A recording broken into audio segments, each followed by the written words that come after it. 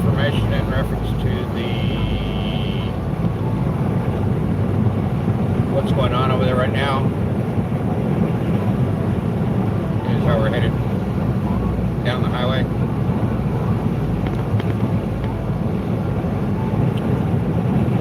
There's a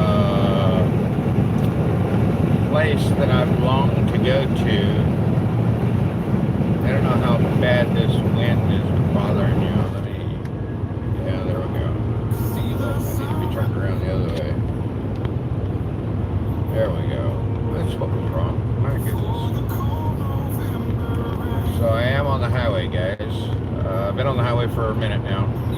To be all honest, give me a second here to get around. I'm cruising just a little bit faster than they are. Speed limit is 70, so there I am. And they are not. LOL. Nevertheless.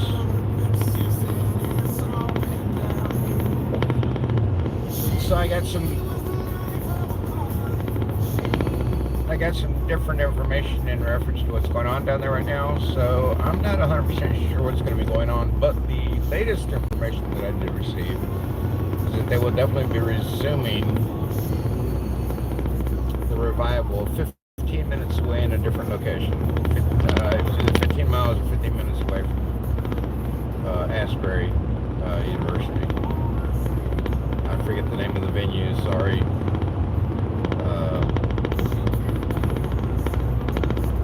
Because I wanted to make the trip tonight, because I wanted to make this trip tonight. I wanted to drive tonight. That was my sole mentality, was to make that happen, make that drive.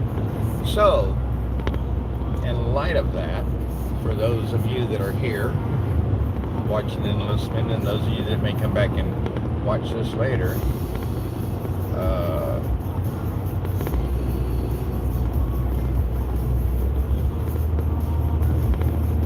it is that's not recorded.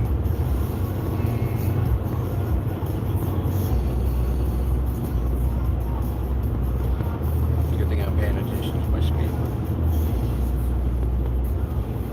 Set it down just a little bit coming through here. Looks like it's kind of a town area. Nevertheless,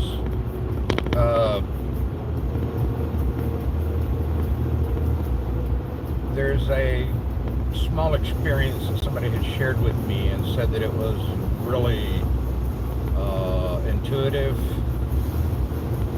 eye-opening, maybe even, and I'm happy to take you guys along with me to go see this, because that's where we're going to be headed, if nothing else, for Saturday. Maybe I am going to stay technically 2 nights and stay for Sunday, whatever it is, extravaganza that they will be having on Sunday at the new, it's an arena, something arena, at the new venue. But so, I don't want to say forcing myself to come out here on the highway and drive because I wanted to. It was definitely not a force, it was a desire, it was a want. It's something I used to do all the time. That was me, my way of dealing, I guess you could say. Had a lot of wonderful experiences too. Got to see a lot of wonderful country throughout the state of Texas. Whether it was in the northern end or the southern end or the western end, because I went all the way out to El Paso, and I did go see the Tanks State Park.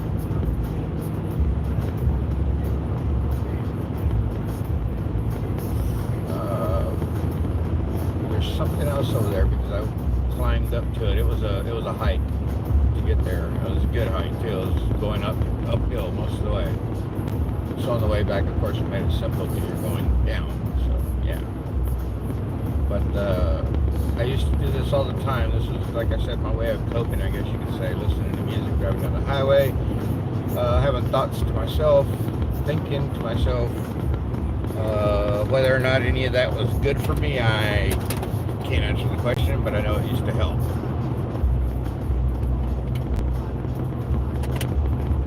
I've been a loner for many years. That's why I can't understand why I do this. Well, I understand why I do this. That's neither here nor there. Other than the fact that it's God got me doing it, in my opinion.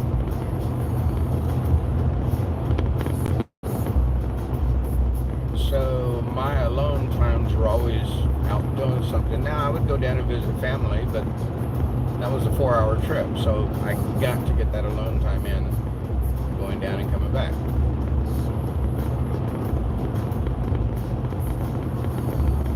I haven't done that since I've lived here in Virginia, or West Virginia now, other than when I drove, let's see, where did I go?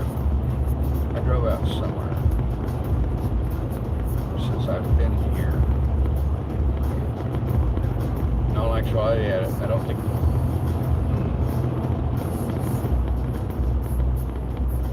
yeah, I went down there in June of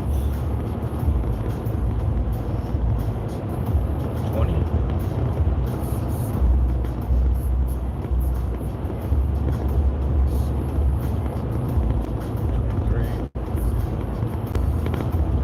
Maybe it was 21, June of 21. I went down to Texas for my nephew's graduation. That was the last road trip I've taken. And I rented a car to do that. You're like a Duracell battery, brother. So, you know, Dave, it's thank you for saying that, David.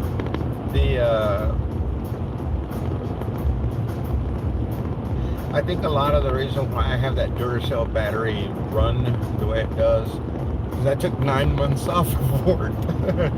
So I absolutely did nothing for pretty much 9 months.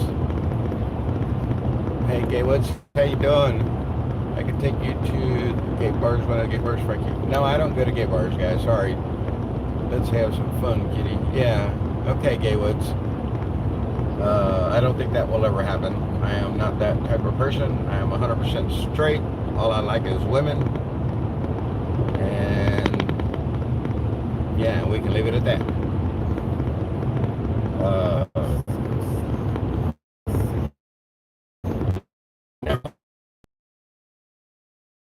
On road trips, it was my thing to do for me. And I worked 9 years at that one job, and for a lot of those 9 years, it was road tripping. 2018 was when I began going to state parks there in the state of Texas. Lo and behold, there were 98 of them. I think I saw 56 of them.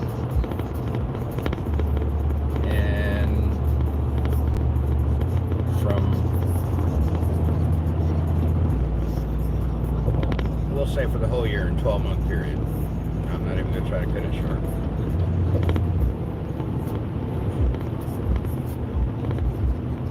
So apparently I got some troll in here. I got no mods. That's fine.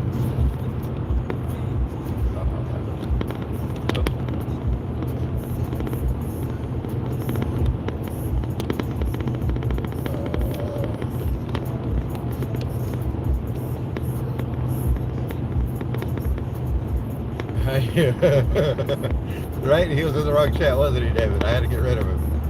He's hidden. He can probably still see, but who cares? Whatever. If it's a he, I don't even know. When I saw the avatar there, per se, I chuckled because I said, you know, that kind of looks like, back in my time, that was like a beach thing, I think, kind of the way that avatar looked. I think it was kind of like a beach thing. Yeah, I was trying while I was driving. Hey, Robin Kelly, hello. mind you guys, I am cruising down the highway, and I'm the only moderator in here, I guess. And sometimes I can't moderate, just so you guys know. I think I've said that before. Nevertheless. So yeah, so in, I think it was actually March of 2018, but we'll say January, like I said, that I went to see my first state park coming out of Katy, Texas, headed westbound on I-10. As a child, we traveled southern Texas and northern Utah. Always got to see the brown signs on the side of the road. I may have already told you guys this story, now that I'm thinking about it. Nevertheless. But yeah, so went and saw my first state park. Can't remember what the heck the name of it is. I've got pictures of everything. I got pictures galore. I need to try to find a way to store them in their own like file or something. I don't have that tech savviness. I guess I need to learn to be a better techie. I don't know.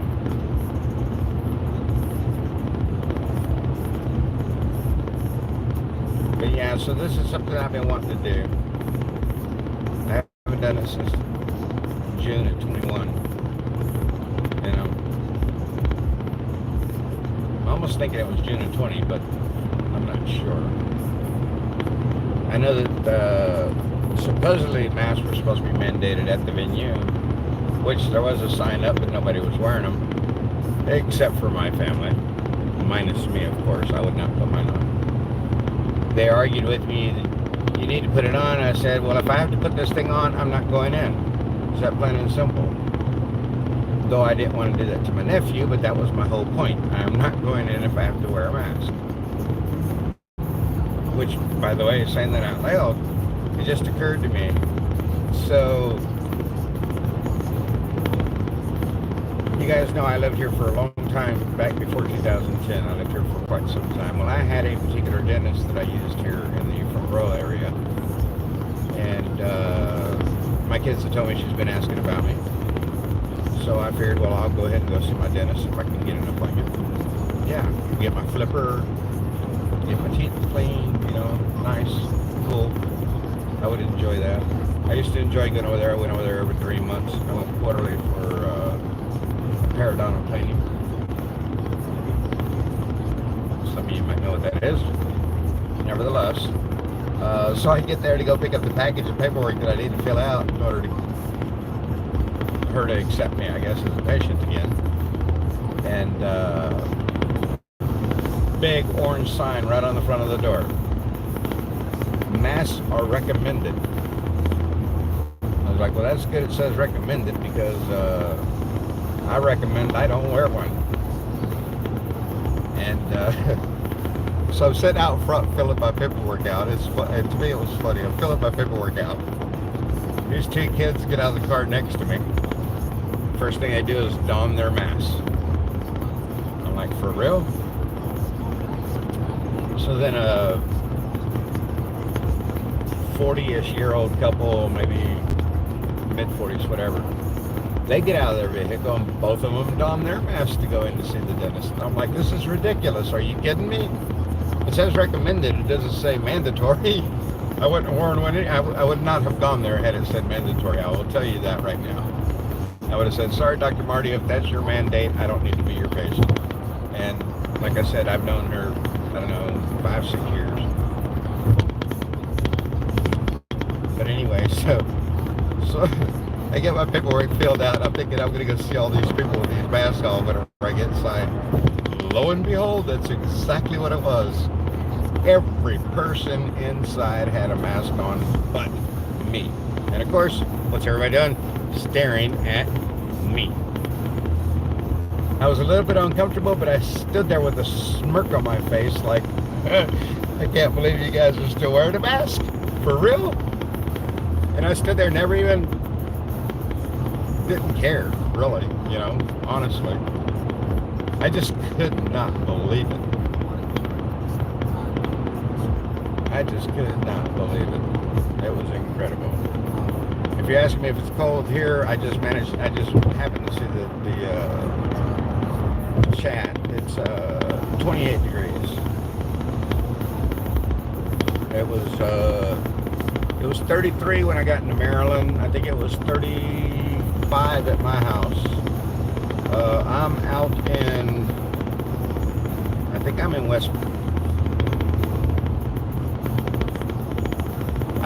West Virginia again, but I'm not 100% sure, to tell you the truth. I'm on 68 headed westbound. Maybe I am in, this truck has no lights in the back.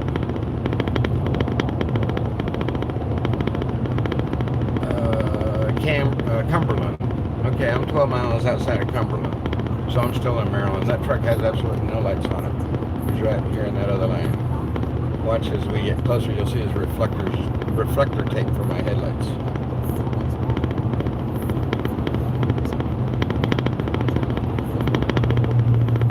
He's pulling a trailer. It's a 1-ton pickup. And just so that y'all know, it's not that you guys are chatting so fast I can't read the chat as it goes by. It's that it only stays illuminated for a split second and then it goes away. So as long as you continue to chat, 18 degrees here. Where's here, Robin Kelly? North Carolina? No. North Carolina has beautiful weather? Okay. In Maine? My sister lives about mid-state in Maine, 17 below, 0 a few days ago. Yeah, it gets cold like that up there. Like I said, it's 28 here right now. How many of you guys were in chat? When did I? Yeah, my earlier live. Well, I guess it was just a while ago that I said anything about it. It's about all the ash that fell. So I'm driving here right now and I see stars up in the sky, and I swear I've seen like 3 or 4 white flakes fall out of the sky.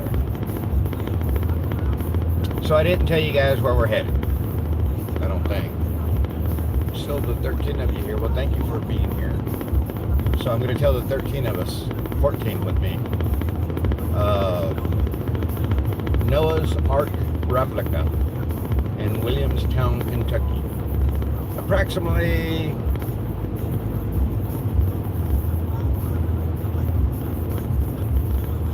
I'm going to say with a guess, no more than 30 minutes from Wilmore on the north end, closer to Lexington, I believe, something like that. But they're very similar in distance. Instead of coming on the south side back up into Wilmore, I'm going to come in on the north side, like coming back down into Lexington. Still, I think it was still a 379 mile trip. I think one of them was 377, the other one was 379. That's how close they are to both being the exact same distance. Maybe this is what I'm supposed to be going to do. I don't know, guys. That's pretty out there. You guys can't see it, but there's a city out here and it's illuminated. It's so pretty.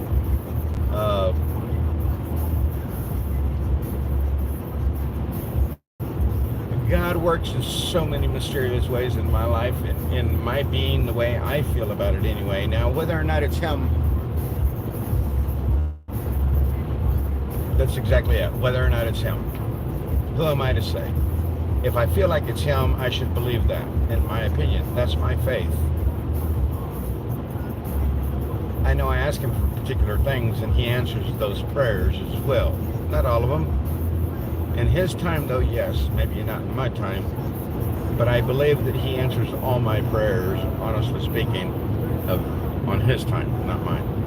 There may be prayers He's never even answered as of yet. I am not aware. I pray a lot. Especially recently. I don't know if that's what's got me.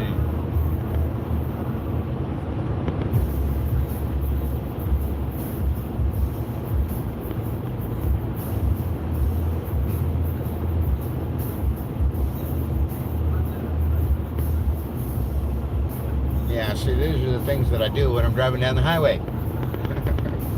listening to music. But all this conversation goes on in my head. It doesn't come out in the open. Speaking it out loud has been a little bit different for me because I don't normally share things like this about me.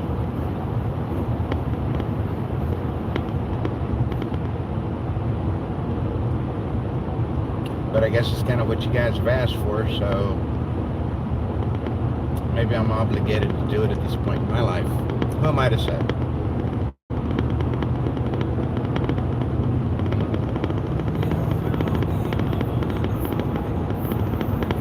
If a song comes on, guys, and it sparks my attention, you'll have to forgive me, but I might turn the music up.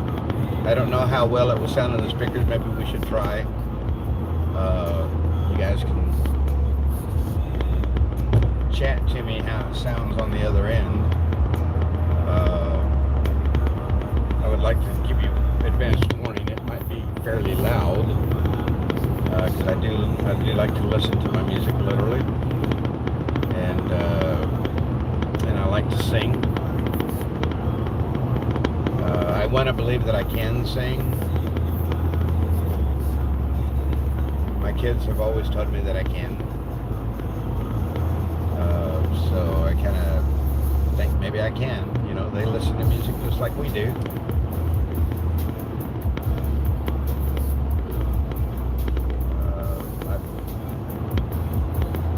The voice will change if I sing properly.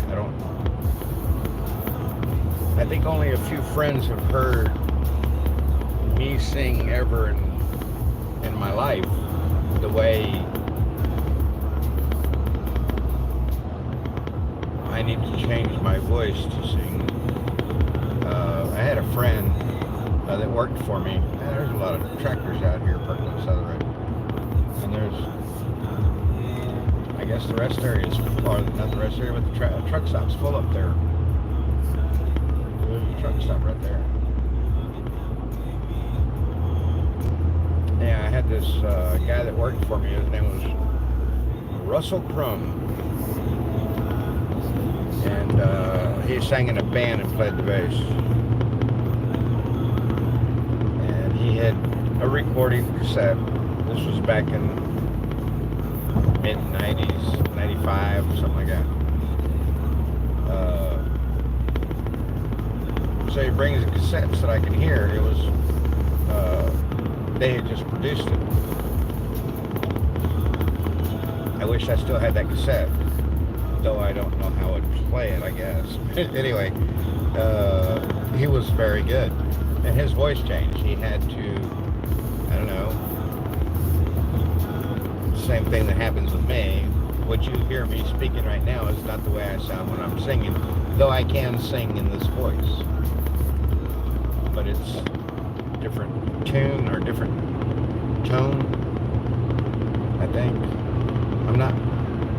I don't know all the ins and outs of music, so never claim to. I just like to sing when I do, when I feel like it, nevertheless. So if it happens, beware. Oh, so I'm going to go ahead and turn this song up for a minute and see what you guys think. See if it is too, well, I don't care if it's too loud. If it is, sorry, turn your volume down. But let's see if it sounds okay to y'all, because I probably will turn it up. I'm going to warn y'all now. Why you trying to front? Yeah. I am not the man I was. Look, made me a promise, I just hope you keep it. I don't like to get involved with things I don't believe in. I don't like to hang with people I don't trust and speak with. That was a drop in speed quickly. So what'd y'all think? How was that? Was that okay? Not bad. I'm tired of the whiners here, among other things. I'm sorry, Robin, I can't moderate while I'm driving down the highway, and I don't have a moderator on, I don't think. And how do I know you, Robin? I recognize your name. I don't know that I could. David, would you moderate? I might be able to get you pinned in.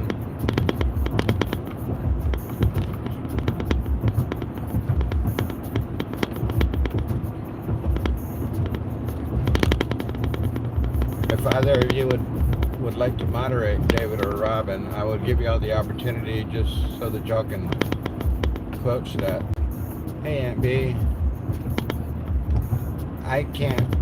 Oh, Winters. Okay. I'm sorry. My bad. I see now. Well, hello, Aunt B. How you doing? I see you're back. Yes, I'm headed down the highway. I am. Here, let me give you guys a guess. It's 12:30. If I'm not mistaken, I left the house at 11:30. So I've been on the road for an hour. No. Been on the road longer than that. Had to.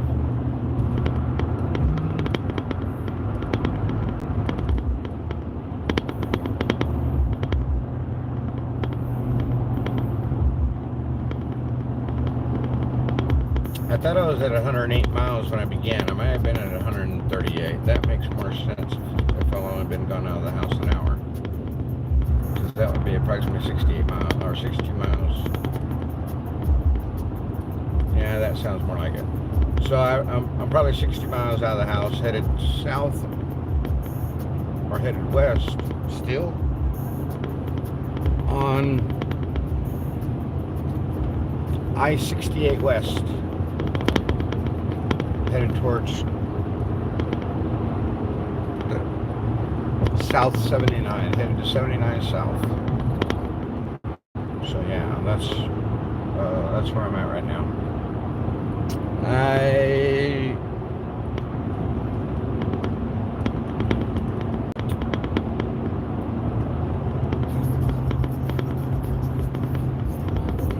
6 hours and 5-minute trip left. Yeah, because it would have been 7:00. Heck, this isn't making sense. Did time change? What's going on? I'm confused. I hate being confused. I think I'm trying to think this through too. Wrong. We'll just say wrong.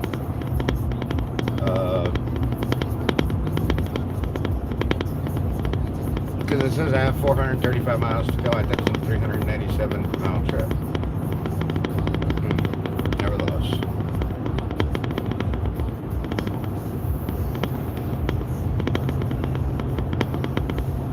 Hi, 12:04 a.m. OTR is your title. Yes. Okay, thank you. Duh. Yeah, but 12:04 was when I was going to start the live stream. I had planned on starting the live stream by midnight. And no, I was already on the highway. I started this live stream driving down the highway, guys. Yes, there's hardly any traffic out here, as you can see. So it makes it a little bit simple I don't have to pay 100% attention to the road unless something was out in front of me, especially at night. But yeah, so no, if I am not mistaken, I got home at 10:48. I told you guys right before I was getting home.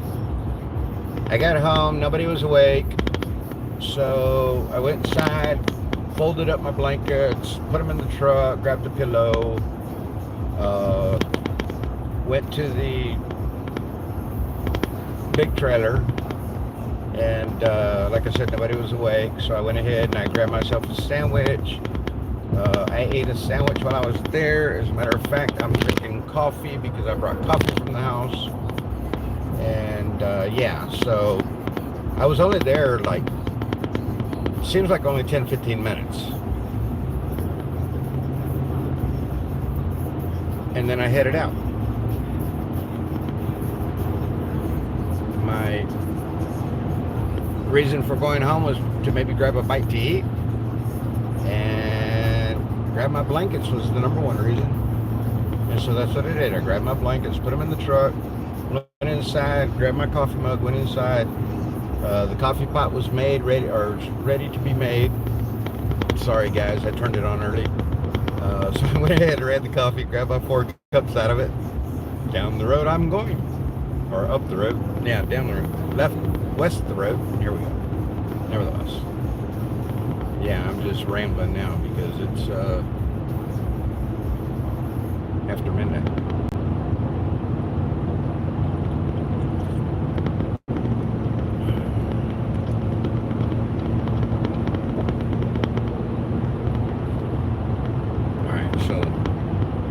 back down the road we go. 69 miles to 79 south.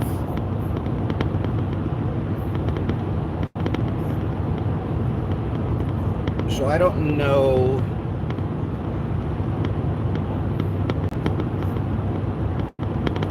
In reality, I don't know what my playlist is doing right now.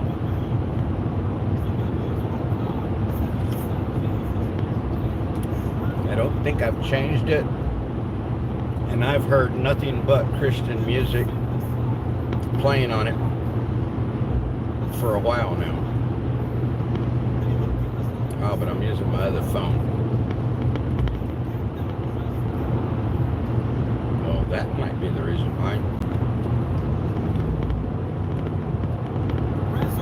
I had a Pandora. Just tell you straight up, I had a Pandora that was what'd you call it? What do you call it, Jimmy? Can't remember the word he used. Underground, I think is what he said. Pandora Underground. I get no commercials.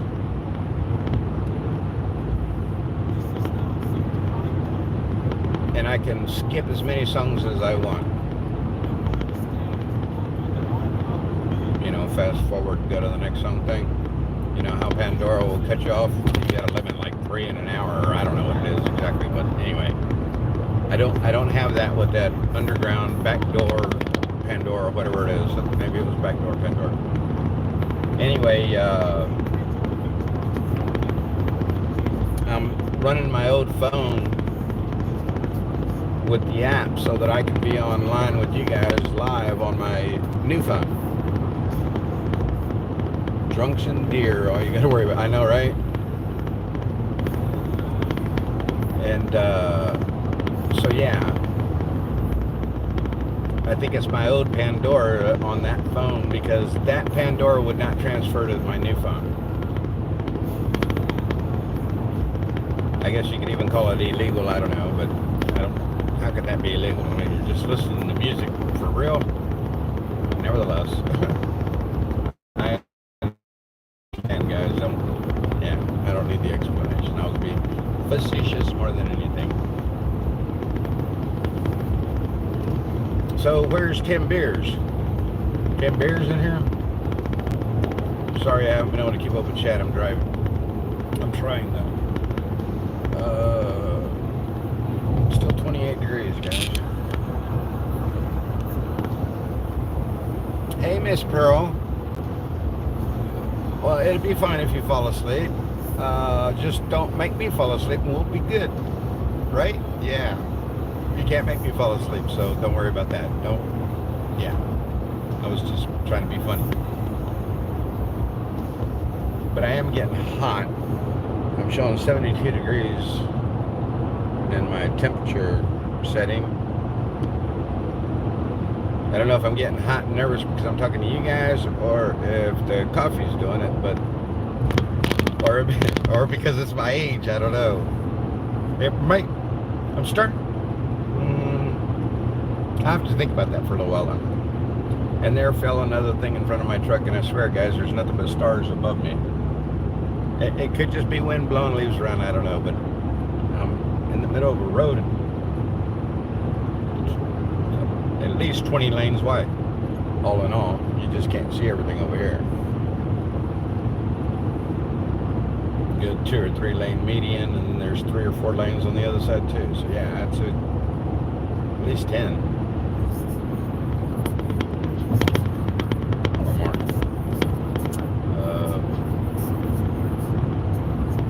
Thank you guys for being here, though. Looks like I lost a few, but that's fine. Whatever. I'm just sitting here rambling anyway, so that I can stay awake and get on down the highway where I want to be. Yeah.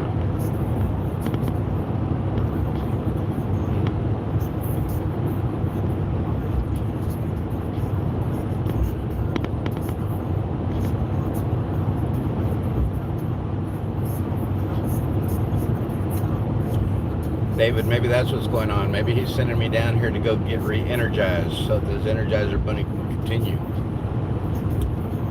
listening, but the sound of the road makes a great white noise. Oh, do y'all hear that in the background, or is it the radio that y'all hear in the background?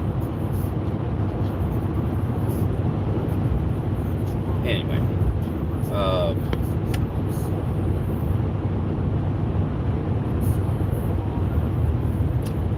I was going to tell y'all something earlier in my earlier live, and I went by it once, and I went by it again, even after I thought about doing it. So I was at work a couple of days ago, and guys asked me, "What'd you do this weekend?" I said, "Well, I went to church and I did a live stream." He said, "What do you mean a live stream?" And it was all in Spanish, guys. These guys speak pretty much nothing but Spanish. Guatemalan. I think they're both Guatemalan, from Guatemala. They speak nothing but Spanish as I can with them, so that's right. I spelled that wrong. But he says, "What do you mean?" And I said, "Well, here, check this out." I'm gonna report you guys. I've still got my QR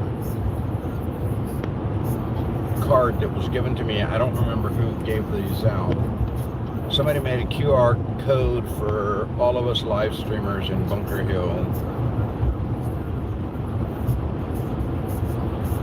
I believe it was Bunker Hill. It had to have been Bunker Hill, yeah. Anyway, so they gave us all these QR cards, QR code cards. So I have mine sitting in the dash of my truck, always. Anybody wants to see it, they can go there and scan it if they can see the picture, I don't know. But all I did was pulled it out and I showed it to him, and he saw Frankie Bobby at the top of it. And he said, "Really?" And I was like, "Yeah, check it out." Like, "Nah, man, I can't understand that. It's all in English, right?" And I said, "Well, of course it's in English. That's what I speak. That's my number one language. I speak Spanish to you guys just because that's what y'all speak, and y'all don't understand English so well." But he does speak pretty decent English, I will give him that. But he prefers Spanish, of course, like all of them do. I don't. So, next day he comes in. He says, "I found you." I said, "You found me?" He says, "Yeah, I found you on YouTube." Like, all right, cool. He says, "I didn't understand everything." He says, "But I did understand a lot what you were saying. The people like what you say." And I said, "Yeah, they do." I said, isn't that weird?" He was like, "Well, I tried to read the comments, the live chat," he tells me. He says, "People talk good to you." I was like, "Thank you." So yeah, it was kind of cool. Just found that a little bit funny. Thought I'd share that with y'all. I thought it was pretty cool. Oh, wrong way. Stay here. I need to get this sweatshirt off. I'm sweating. I shouldn't take my seatbelt off, I know that, but I did. Because I'm a rebel like that. Hardy, hard, hard. I just got to make sure I'm going straight down the road whenever I do this.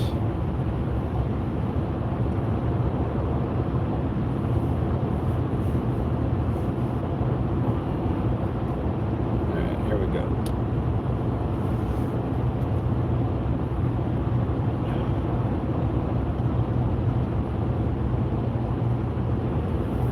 Oops.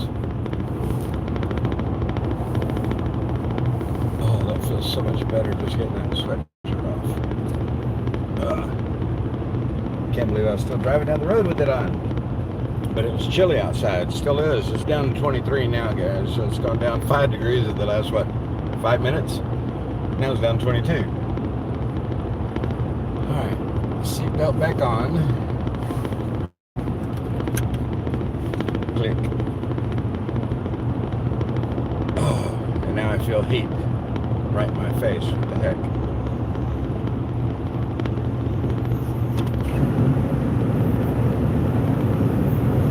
That bothers me. I'm going to try to draw a little bit of heat out real quick.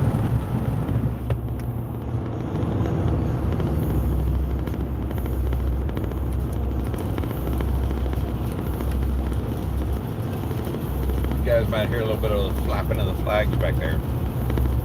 I thought about taking my flags down while I'm driving down the freeway because fairly high rate of speed kind of thing, you know what I mean? And also, I don't want them to be broken, torn by the time I get there. And then I told myself, I said, but why not? I'll just buy more wherever. That's why they were made that way. China made. So you gotta buy more and more all the time.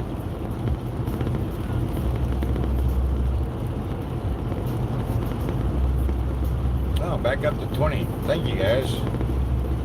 Thank you all for being here as we travel down the highway. So if there's anybody new in here that hasn't heard, more than not, though I'm not concerned, just so that y'all know, more than not, everybody's saying that pretty much the Asbury thing is done for the moment. We'll resume on Sunday at a different arena. Approximately, it was either 15 miles or 15 minutes away from the current venue, is the way I understood it, which would have been Asbury University. So there is, I don't want to say something I learned about recently. I've heard about it. I just never knew where it was. Never really went looking, searching for it. Met somebody that's had an experience of being there. Spoke highly of it, as well as others that I've spoken to about it.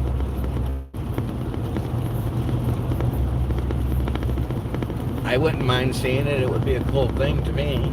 And I love things like this, so that should be really cool, I think. I'm excited, actually, just so you guys know. I didn't say that earlier, but I'm saying it now. I'm pretty excited about this. I'm going to go see Noah's Ark replica in Williamstown, Kentucky. It might be Williamstown. Pretty excited about that.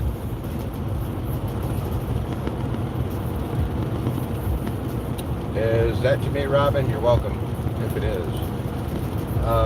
So I'm pretty excited about that, to go see the Noah's Ark replica. I've heard about it for many years, heard a lot of things about it. Never had the opportunity. I've never really been to Kentucky, per se. I've been in Kentucky, but only on the outskirts, and it was only for a little while, blah, blah, blah. But I've never, like, really been into the state. This will be the first time I've actually really been into the state, seeing as how it's over here near Lexington, which is near Wilmore, which is near Asbury University. So all these places are, like, right here in the central area. And so if nothing's going on tomorrow, of course I'm going to go check it out, see what's going on at Asbury. But if nothing's really going on, I'll take the time to go and see Noah's Ark replica, which is, like I said, either 15 miles or 15 minutes. Whatever it is, it doesn't matter to me. It's right there next to the other place. So, as I said earlier to some of y'all, whenever I was first mentioning this, I think there was only, I don't know, 10, 12, 13 people listening. Yeah, I think it's going to be pretty cool. I'm pretty excited about it because I've always wanted to see it. Now I have the opportunity, though it came to me in a weird manner. And I'll tell you how quickly I thought of this was when I stepped out of the trailer to get in my truck to drive down to Wilmore. It ran through my mind, and I was like, I wonder where that is in relation to Asbury. And lo and behold, 15 miles and or minutes away. That's it. So, yeah. Maybe this was a godsend that I didn't see coming. Kind of weird, guys, to me, but, you know, hey. Life is what it will be, and all I can do is continue to follow. Yes, I was in the Army, yes. I was Combat Support Company, 4th and 16th Battalion. Big Red 1, 1st Infantry Division forward, Göppingen, Germany.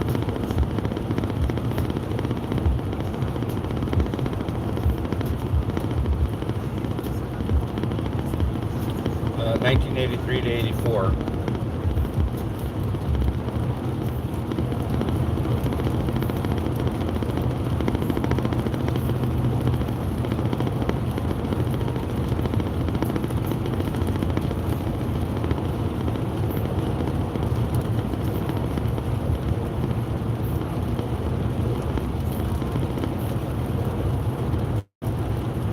So yeah, those of you that are just joining in, that's where we're headed to begin with.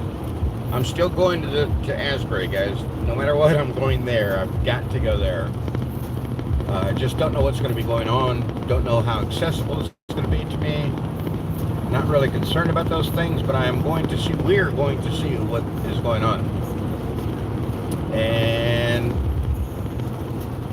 I kind of said it out loud. If I'm going to stay 2 nights, so that I can go see what's going on Sunday. I just do everything in my power to make sure that I leave there by noon. How that will happen, I don't know. That will put me back at home by 8 p.m. Hopefully. We'll have to wait and see how that works out. I mean, and now I'm just playing this by ear, but now I've got a reason to come down here. I've got 2 reasons, 3 reasons, 5 reasons, 100 reasons. It doesn't matter. This is where I'm headed. Right now, headed southwestbound on I-78, I-68 west, I-68W, sorry. I always assume that letter. You know, in Texas, they use that letter just to depict the freeway because they got a 35E, they got a 35, they got whatever. Anyway, when I read it, it looks like I-68 west, but it might just be I-68W.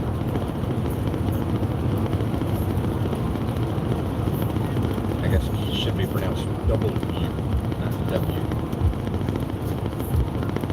I think W is what we got with W. George Bush, 2001.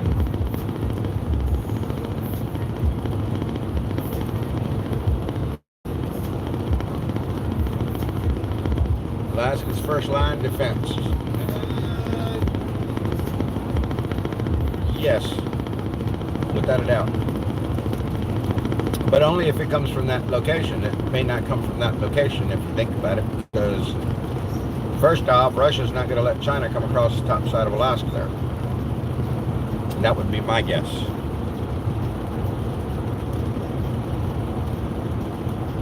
So I would believe that if they tried to do something, it's probably going to come by way of Hawaii as before World War II. When World War II began. That would be my guess. But pure speculation at this point. And speaking otherwise, personally, I believe it may come from within. We won't have to be concerned about everybody else outside of our United States of America.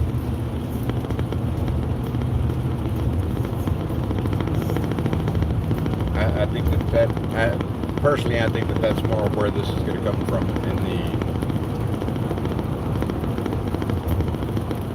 the more near onset. So it says I should arrive there at 6:37 a.m. I don't think I'm going to make it to 6:37 a.m. driving. Just so that y'all know. I might find a place to pull over, rest area, something. Give me somewhere to get washed up in the morning before I head out on the road again. But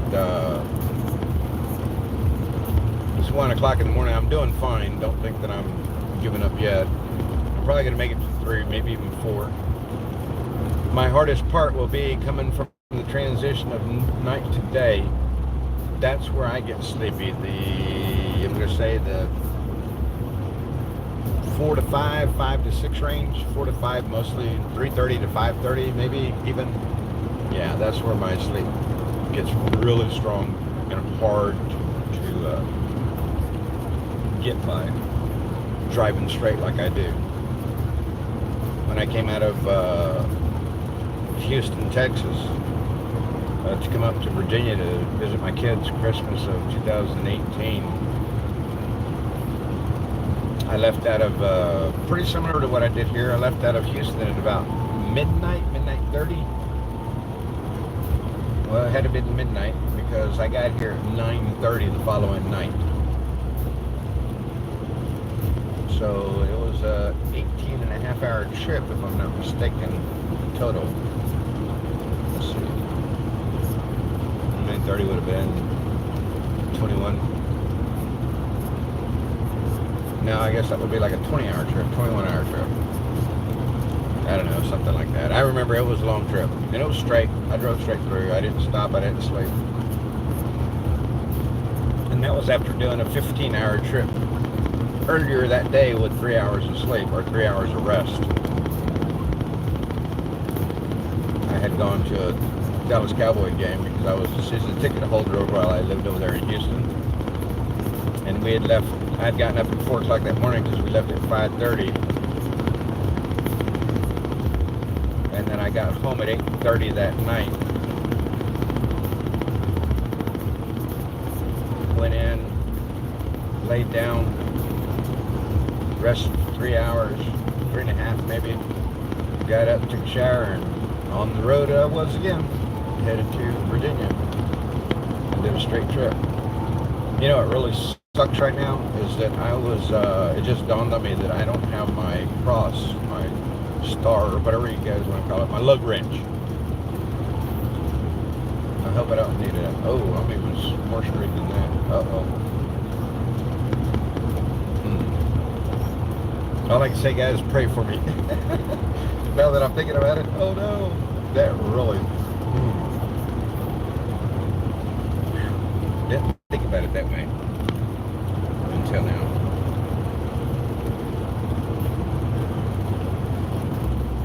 God will protect me. God will watch over me. Confident. It's crazy that I haven't heard a song come on that I know or would like to sing. I'm guessing you guys don't really hear that music in the background, or maybe you do. I don't know.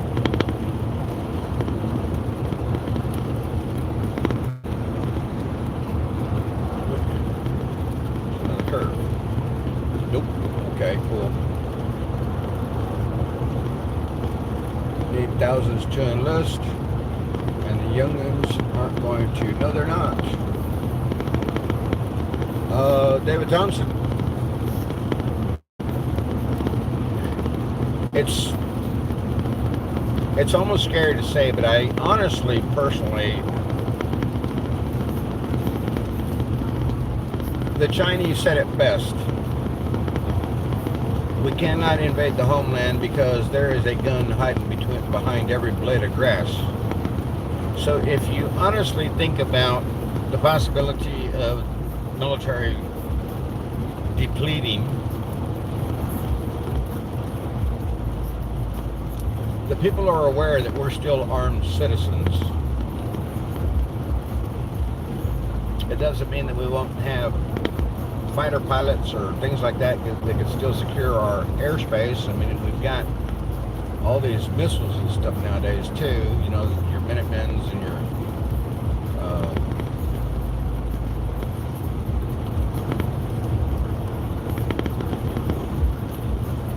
surface-to-air missiles and things like that. I would want to believe that we have something, though I don't think we do. But necessarily speaking, yes, we do, but it's not affixed like it is in Israel. We don't have an Iron Dome, but we do have that capability of defending ourselves, in my opinion. Whether or not those people are still there, I don't know. Whether or not those are the people that are missing, I don't know. But I still hold strongly and firmly on the belief that the world knows that we're still armed. We're not giving up our Second Amendment. We're not giving up our guns. That's all there is to it.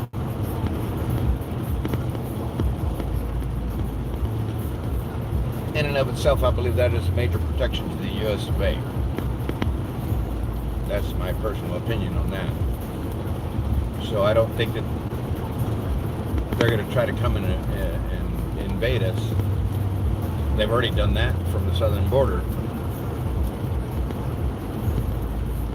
Yes, I'm being smart. I like about it.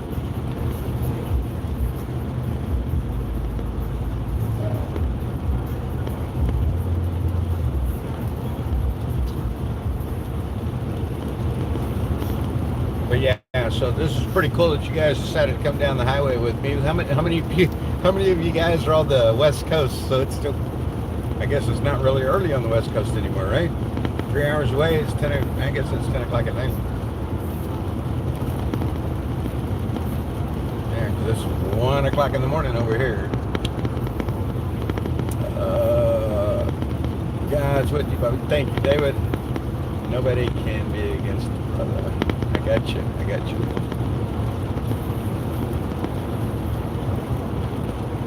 Wisconsin. Okay. That's a state that I spent very little bit of time in as well. I've been through it twice. Or I've been in and out of it twice, should I say. I went through it in 2019. I went through the southern end coming out of Minnesota, and I think it was only a corner that I caught this last time. The southwest corner of the state, but I have been through Wisconsin. The other time was in 1984, probably December. 1984, I took a bus ride from Fort Dix, New Jersey, all the way to Salt Lake City, Utah. And that was a 4.5 day trip. Yeah, it sucked. 4.5 day trip on a bus. And we stopped everywhere. I did some bad things back in those days, guys. It wasn't all clean cut, I guess you could say.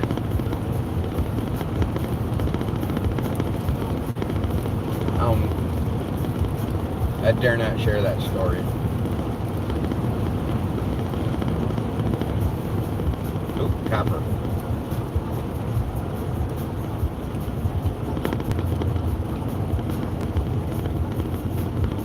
Still 28 degrees, guys.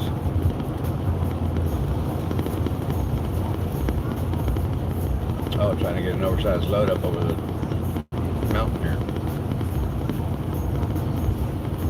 Being a major escort. Man, homeboy's barely making it. Oh my gosh.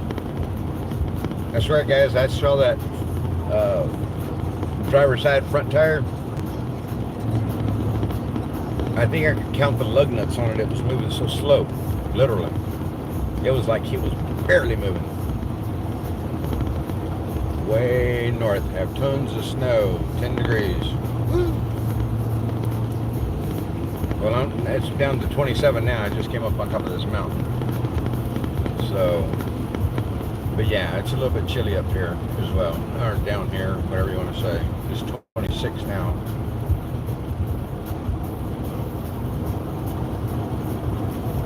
I guess that's the second, or the first part of the escort. He's so far ahead, it's unreal.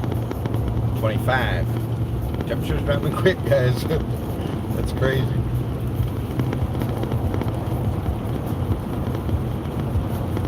Drops anymore, might turn around and go back. Darn it, it's supposed to be warmer. Actually, it wasn't so cold this evening down there at J6 either. That was kind of nice.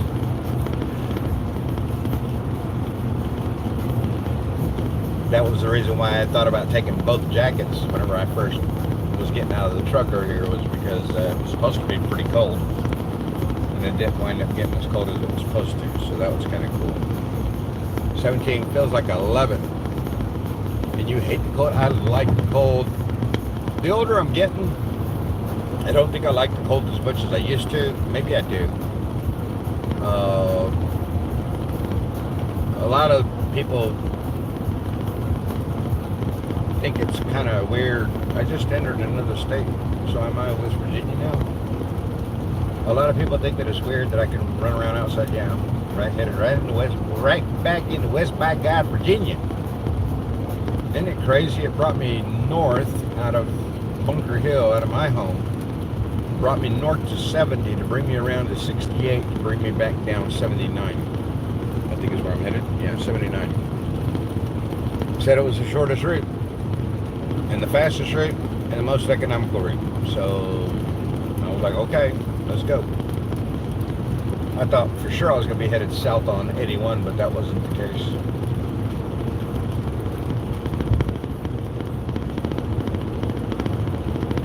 Morgantown. I've never been in Morgantown, West Virginia. I'm finally going to get a chance. Heck, I'm going to travel all the way across the west side of West Virginia. I've never been out here in this area. When was the last time I was in Ohio? I guess it was when I went to Sandusky. Illinois. Isn't it in Illinois where they have that huge cross on one of the freeways coming out of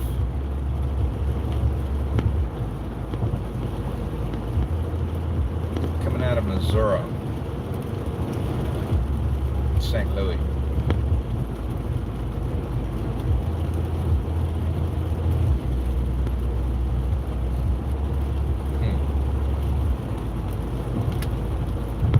Yeah, I did a truck driving class out of Kansas City, Missouri. I did a truck driving interview for Tully Freightways out of Kansas City, Kansas.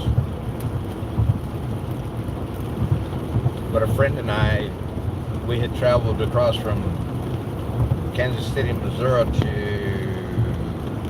Cape Girardeau. That's the area, Cape Girardeau. So maybe that was in Illinois, maybe that was in Missouri. Man, I don't know.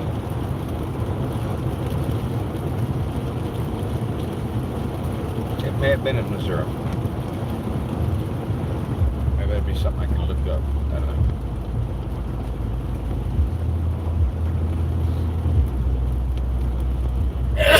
Excuse me. Wow. That came out of nowhere. Well, it actually came out of my mouth, but yeah, you know what I mean.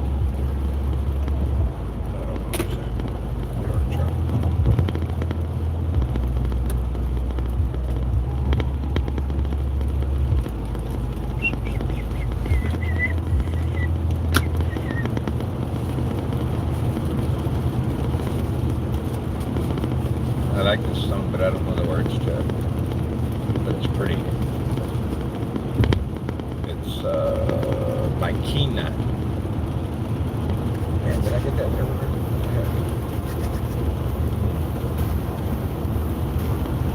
Lecrae, Killa. Yeah, I haven't heard a commercial come on. I was hearing commercials on this phone. The one on. Sign me up. Will you be live streaming at the art? Well, of course. The whole purpose for me going necessarily isn't for my own pleasure at this point. It's for all of us.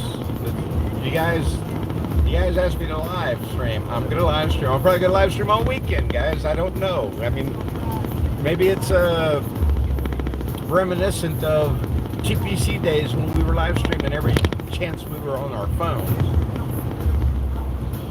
I hope you guys enjoy the time that you'll be able to spend with me in my live streams over this weekend, because I know it's been a long time since I've done a lot of live streaming, and it's been forever since I did a daily live stream, much less a consecutive live streams like I'm doing right now. I mean, I did that Sunday. I did a live stream in church services, and then I did a live stream afterwards, after I went to eat lunch with everybody. And then we wound up being on live stream for almost 4 hours that afternoon. I mean, to me, that's insane, because I haven't done that so long, been on the live stream for that many hours and so long. It was unreal.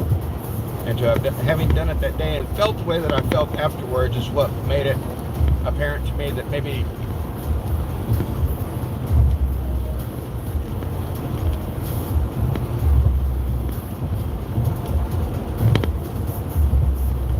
I've been praying a lot to God to console me because of how bad I have been feeling. After tonight's conversation that I had with a particular individual, y'all may all know what it is that I'm talking about, and I just don't know. Nevertheless, I've been asking for a consolation of sorts. This might be it. Maybe that's why I'm so anxious. Maybe that's why I'm so excited about what it is that I'm doing right now. Just because I'm driving down the highway. You guys do not understand the elation that I feel within me right now, driving down the highway. That's what keeps me driving down the highway at 1:10 in the morning. Is how it makes me feel inside. It's like a natural bodily high. It just wakes me up. It's a great fervor within. You know, I don't, it's hard to explain. Unless you have that within you that you like to drive, it would be hard for you to understand where it is that I'm coming from at this point.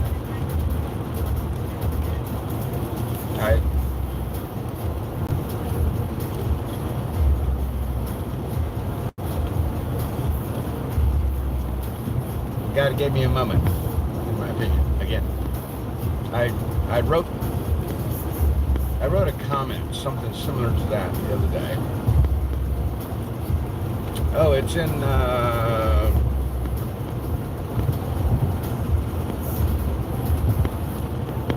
somebody commented on one of my posts recently. I don't know if it may have been my live stream. Somebody commented on my live stream from Sunday, if I'm not mistaken. If y'all want, go back and look at it. It's probably going to be the first comment, and there's going to be 2 replies to it. One of them is myself, her responding. Go back and read what I wrote in that comment, if you choose. Insightful, I think. Kind of tells you where I'm at today.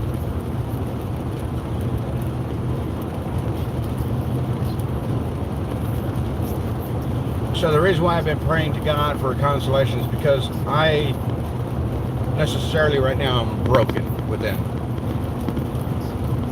I don't know why I'm sharing this with you guys. Maybe because it's 1 o'clock in the morning. I don't know.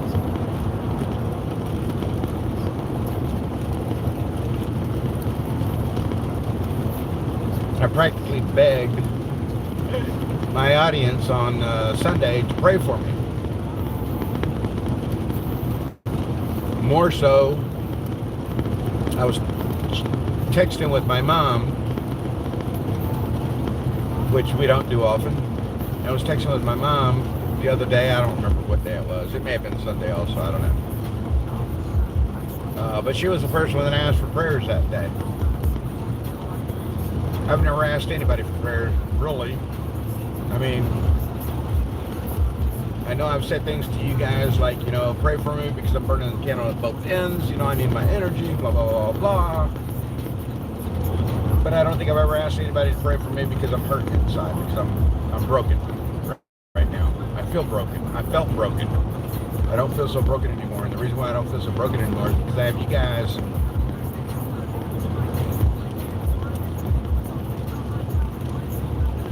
that have been a consolation to me.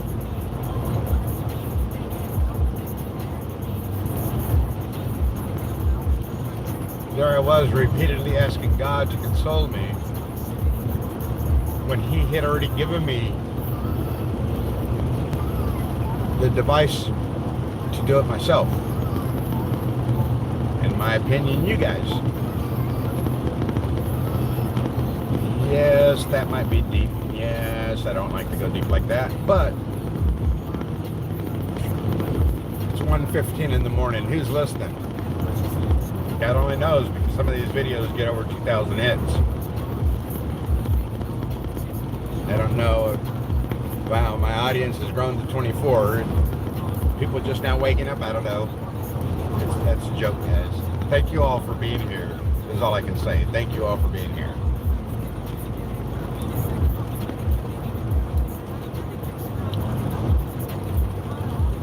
I remember that there was a joke that had gone around during TPC about after hours, or what was it? Something in the dark. I don't know. But I guess you guys are kind of like getting Frankie Bobby right now. After hours or in the dark, however you want to look at it. After dark, I don't know. So whatever you hear here, please don't hold it against me. I'm kidding.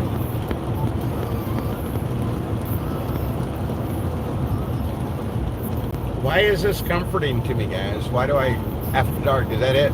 Anything goes, I get you. I'm sorry I can't. Hey, Cindy Chase, how you doing? Good to see you here. Does anybody here? Does anybody down? Here, let me see. Darn it. My chat doesn't stay up all the time, guys, so I don't get a chance to see it as you guys. If one of you comments, sometimes it doesn't see like 2 or 3 previous comments, and all of a sudden, boom, all the comments are scrolled through, and I'm reading the last ones instead of the ones that were just posted. So yeah. The Canadians still going, holding the line. Well, I hope that they are, and I hope that they're doing well. I have not been paying attention to that, and my apologies to my Canadian brothers and sisters. But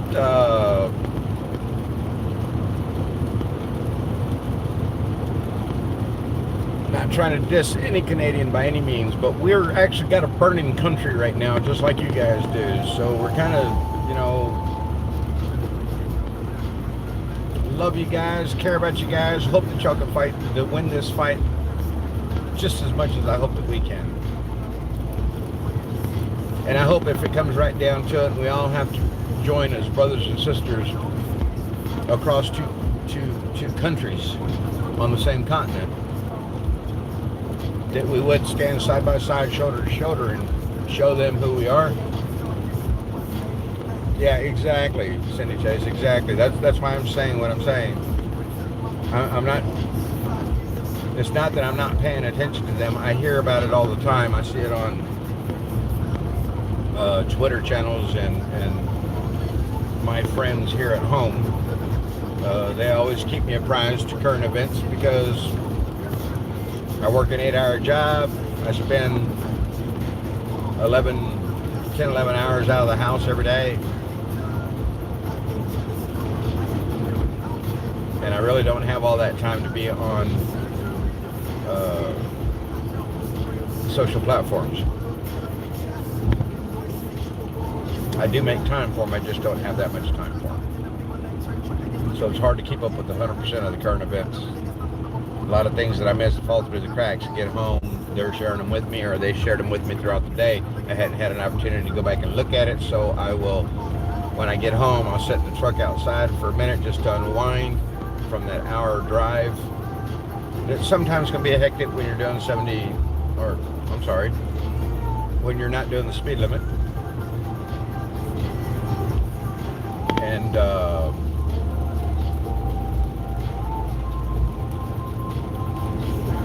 yeah, sometimes whenever I get home, I still feel like my legs are moving,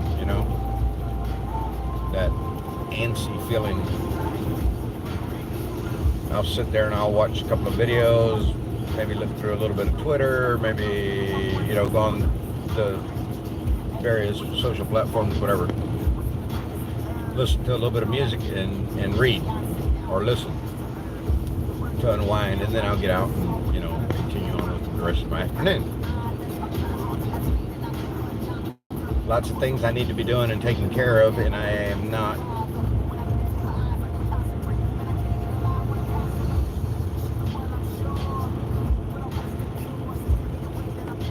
I'm not trying to use excuses, but I don't have the patience for it at this time to do some of the things that I need to be doing, such as checking this tail light on the back of my truck, because it works and then it doesn't, and then it works and then it doesn't. So I'm assuming that there's loose wires somewhere. I had a wire issue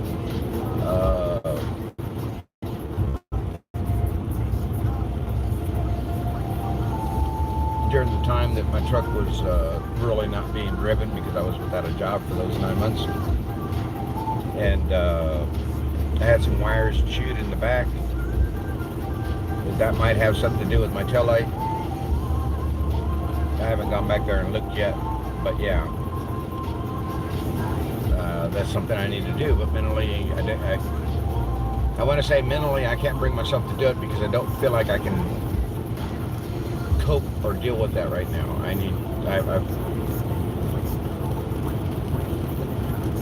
My body is confused.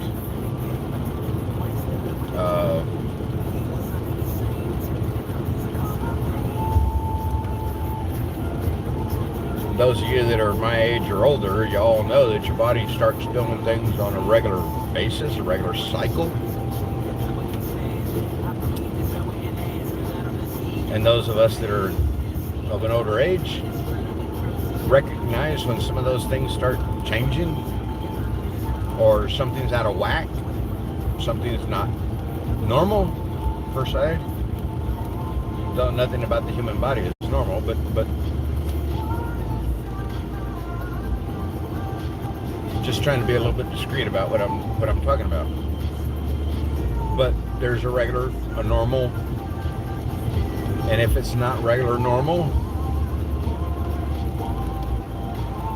for me, my body's totally out of balance. I don't eat right, I don't take care of myself right, I don't do this right, I don't do that. You know, it's a compound of things that occur. And I'll use the term when my body is discombobulated. And it does the same to my mind and my, when I speak of being broken, I'm not like destitute broken.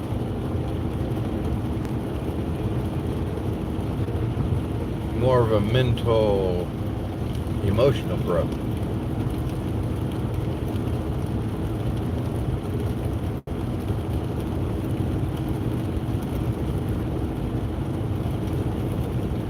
And that's what makes it very hard for me to cope with. I'm not used to being in those types of positions, especially after not having been in those types of positions for years. Didn't want to put myself in that position again, and there I did it.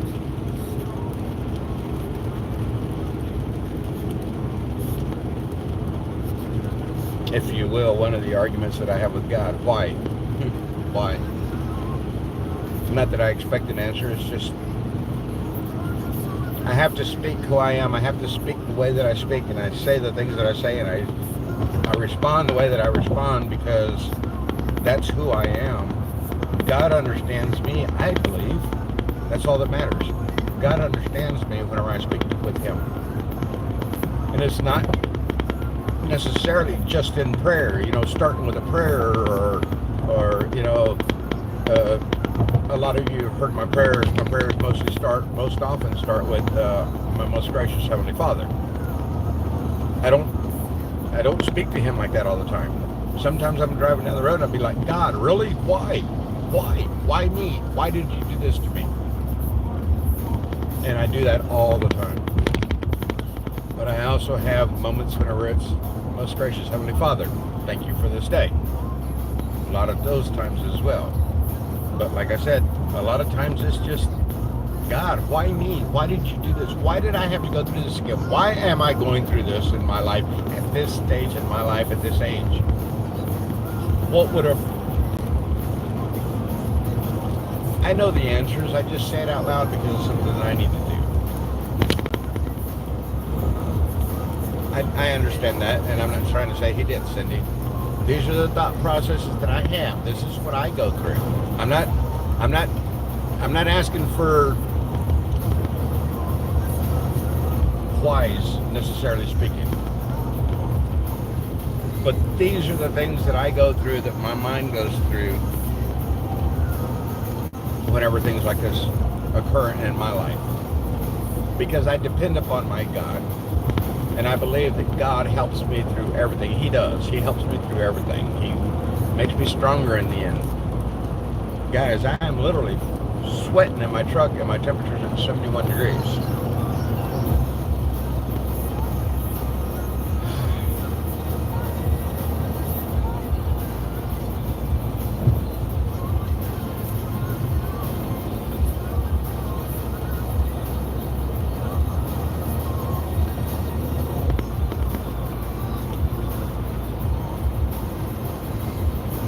90% of the time I have the answer to any question I have for God. He knows that.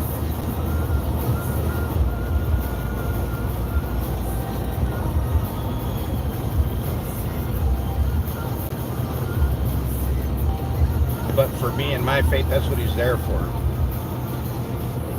To help console, to help comfort, to help me in my life to be better. I have that expectation of him per se, to always be there for me. I don't have an expectation of any person in the world, but I do have an expectation of God, and that's for him to always be there for me. I want to be there for him always as well. I fall short just like any of us can possibly do. But one thing I do know is that he does not fall short. Again, it may not be at my time, but it is going to happen. What we got? Why is that straw?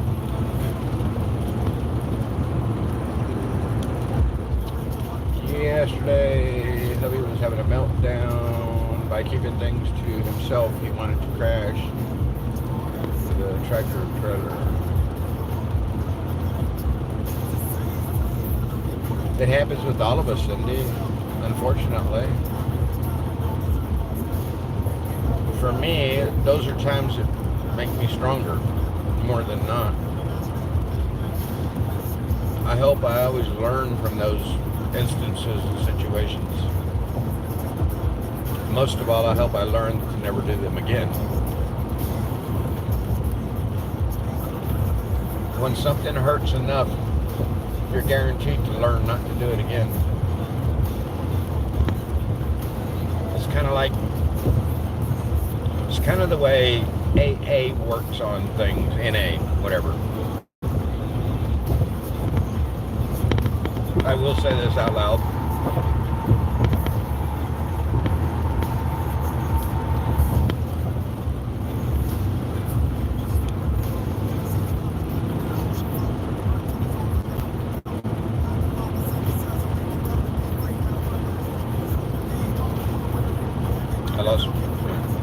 I'm going to sound like that mayor guy. No, I'm not. Wow, that's cute. That's cool. I was hoping that thought would come back.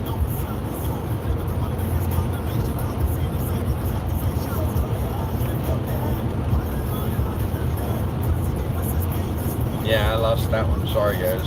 I don't even know where I was. Well, I know where I was going with it. I just lost the commentary. Maybe I wasn't supposed to share it after all. I'll look at it that way. Tygart Lake State Park. Tygart. Tygart. Do you have kids? I have 4, Cindy. They're all older and grown. My youngest will be turning 24 in June. My firstborn will be turning 29 in April. My oldest just turned 34 in January, and her younger brother, my oldest son, will be turning 33 in July. So I've got a 34, 33, going on 29, going on 24. Well, I guess going on 33, but anyway, yeah. And 2 grandkids with 1 on the way. My oldest grandson is 8. My younger one is 4. And my granddaughter-to-be is due in May. Which, by the way, I haven't seen her mom in a while. That's my oldest daughter that's pregnant with a baby girl.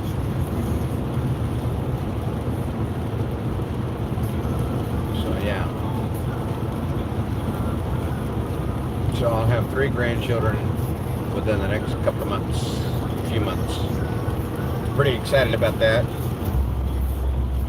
When Bryce was born, my oldest grandson, it was right before Thanksgiving. It's the 19th of November. And I wanted to take time off from work to come up here to visit with them. This is when I was living in Houston. Uh-oh, which way am I supposed to be going? Left, okay. Cool, that's where I'm headed. South 79, here we come. Nice bridge. I better slow down.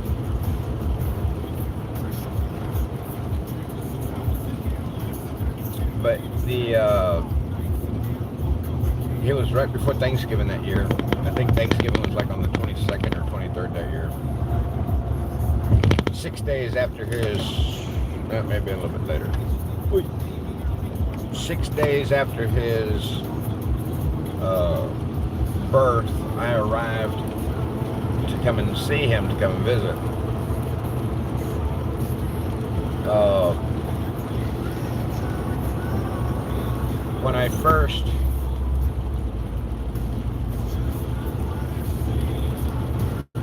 When he was born, they sent me a picture of him.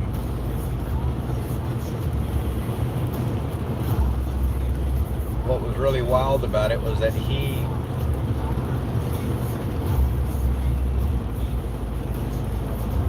the pose that was captured on one of his very early photos, the one that they sent me, was the exact same pose his dad had when he was a baby. Probably really close to that same age. 6 days old, whatever, 2 days old, 1 day, whatever it was. But he had the exact same pose as his dad. When they sent me the picture, I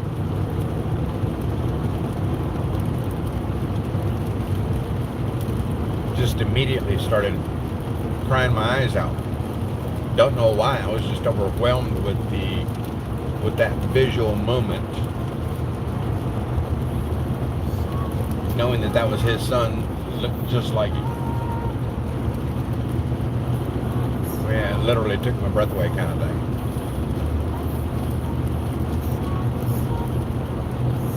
It took me back to April 7th, 1994 at 7:38 p.m.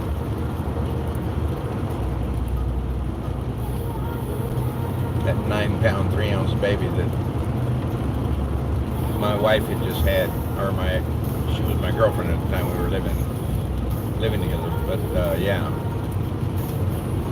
one of the most exciting moments in my life that I can recall.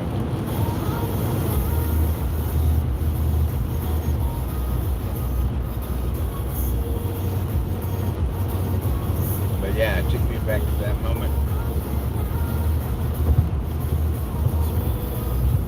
So 6 days later, I was here to see him, and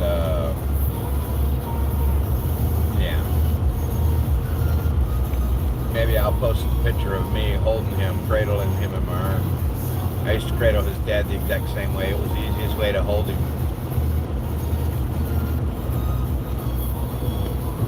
Yeah, maybe I will share that picture. I have to remember. Go look for it in my community. Not right now because I'm on the phone, but yeah. Actually, I probably have that in the other phone. I could probably do that. Never thought about it, but anyway.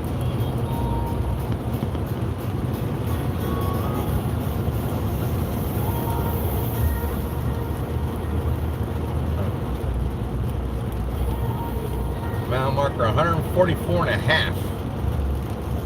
Of what side? I guess that would be coming from the south to the north. So I'm probably headed down to mile marker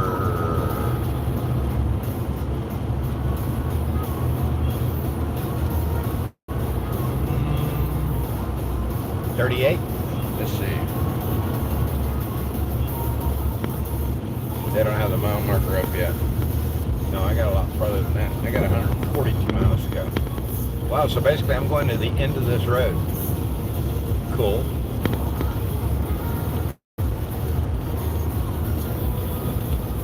Let's see what the other mile marker could be. Yep, 143.5.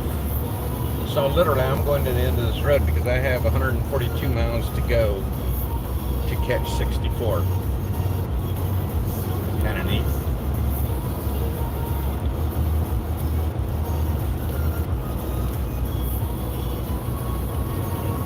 guess that's what, a couple hours at this speed, yeah. Oh darn, I'm gonna need gas, guys. Darn it. Totally forgot. Well, I had a full tank earlier, down to a quarter. Just realized it. I guess we've been driving for a minute, huh? 1:35 in the morning. I left it down a couple hours now. Let's see. Rate 282 miles. It was, if I'm not mistaken, 33.8 miles to get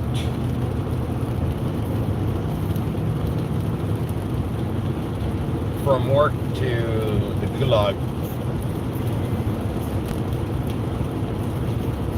Well, that's what it cost me to get there, because I made 5 or 6 blocks around there trying to find the exact location that I had been to before. Because I put in D Street Southeast in my maps, and it took me to D Street and 3rd Street. D and 3rd. I was supposed to be on necessarily D and 19th. So yeah. I realized it though, so I kept driving up D, and then I just couldn't find the location I was trying to get to. But I finally did. I couldn't remember how I'd done it before. I've been to 48 states, grew up in Maine, spent 1 year in Odessa, Ukraine. I speak Russian. I won $400 million lotto. I'd still stay in North Carolina. Wow.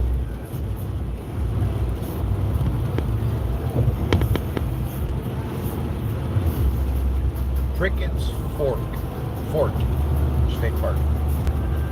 Crickets Fort.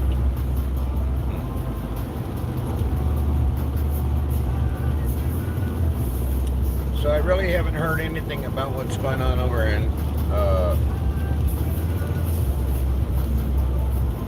East Palestine today. Are there any updates? I'm assuming it's just still a freaking mess over there. Pains me to even say it out loud.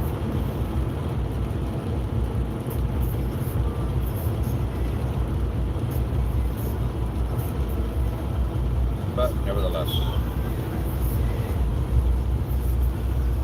So if I travel 140 miles, give or take, south, well, that puts me on 64, but where?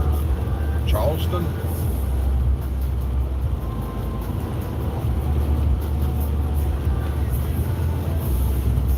Huh. Or is it farther west? I would assume Charleston. Or we'll go through Charleston, maybe, I don't know. Because I thought 64 went through Charleston.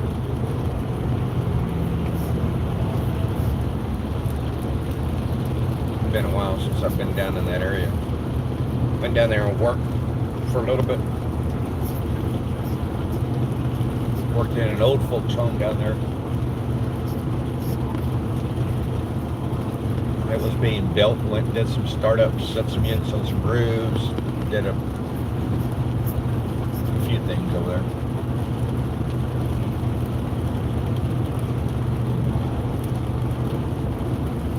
I had talked about how I was hungry on my way home, and then I was driving through the Drainsville area. I believe it was the Drainsville area, and they had this shopping center on the right hand side of the road, and I would be willing to bet you just about every restaurant in that whole L-shaped shopping center was some type of eatery, place to go eat food. Yeah. And I told myself, I said, and I'm talking about being hungry right now for real, and I gotta look at this. And of course, you know, there's a smell out there, so when I drove by it, a little bit of smell came in. reason why I'm saying that out loud is because I think I'm hungry again. I only had a sandwich. I haven't had anything since lunch. Well, since about 11 o'clock this morning. Yesterday morning. Other than that sandwich. Wow, I hadn't even realized that till just now. It's probably why I'm hungry.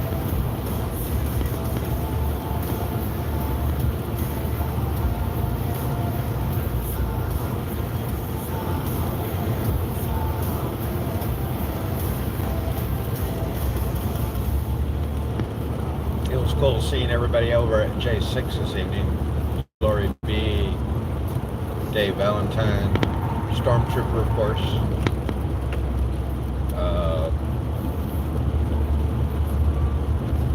Quite a few other people.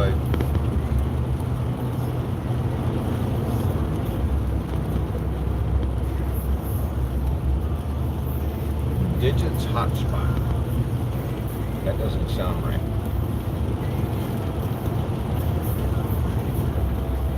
Oh, that was cool. All these yellow reflectors here on the left-hand side of the road were lit up because my high beams are on. Look really cool. Too bad this car is in front of me. Once it gets around the corner, they'll light up. Watch this. Maybe. You're gonna catch me too fast. Okay, so it's not gonna happen. Road's rough. There it is. Here we go. Go. There we go. Nah.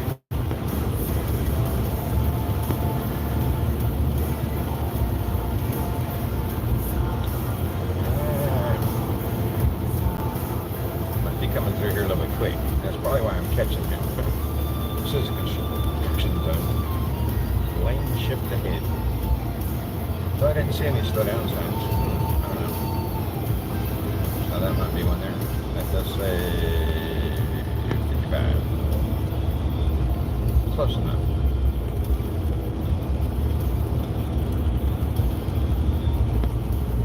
Talking about food now my belly growls. Ooh, Cracker Barrel.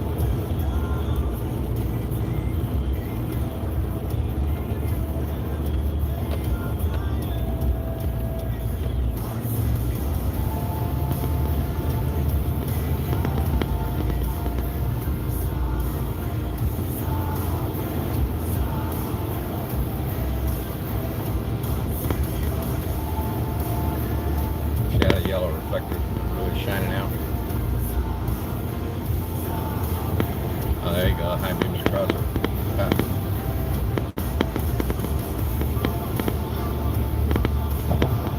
The road's too bumpy. I can't really see. I watched you drive well over 100 miles, Bobby. Yeah, I'm sure you have, David. Let's see here. I'm at 291. I brought you guys in at like 180, I believe. 180, give or take. Well, by the time I mentioned it. And I'd started at 108. That's what it was. I started at 108 and I brought you in at 180. So that was the 72 miles right there in the hour that I had traveled. That's how that worked. Man, that just clicked all of a sudden right there in my head. See how that works? I couldn't figure it out earlier. I was totally discombobulated. Again, there's that word.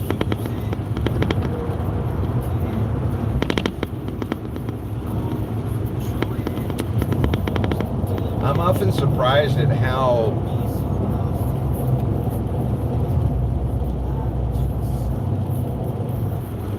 I can use words when people ask me, what does that mean? That baffles me.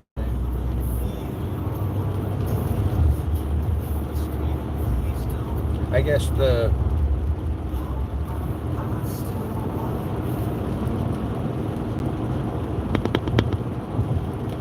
don't know, I guess the biggest thing for me is that I was always wanting to learn words. I was enabled by reading a lot, young. I don't read as much as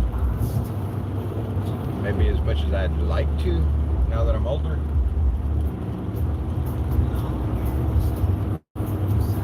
But it's almost like as if I don't, I'll say it this way, I don't make the time for it. don't want to say I don't have the time. It's that I don't make the time for it.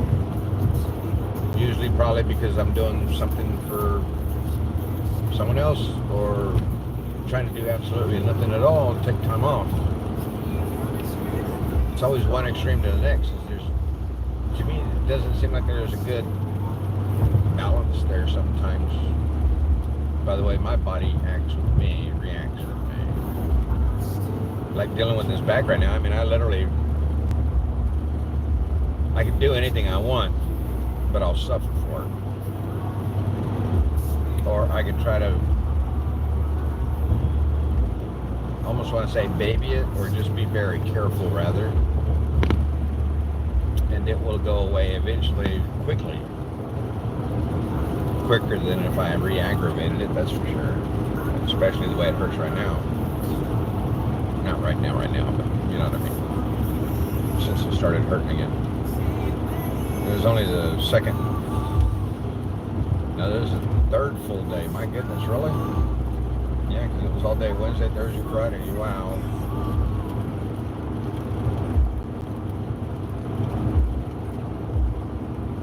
Am I back up to regular speed? Switch drive. 50. Adios, fellow Americans. Good night, David. Sorry I missed that part. Or did you just type that? Oh yeah, you just typed that. Okay.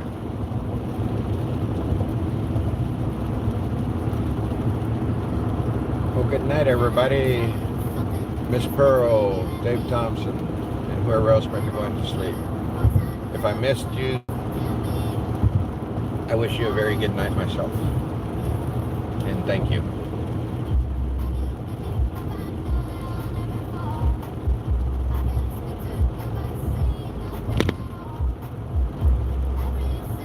You know, I had thought about bringing snacks along with me. Kind of difficult if you don't have snacks. That meant I would have had to stop at a store, blah, blah, blah. And 90% of the time I go into a store and I don't know what to grab for snacks. I don't know. I'm a simple guy, you know. Give me a bag of popcorn. I'm good.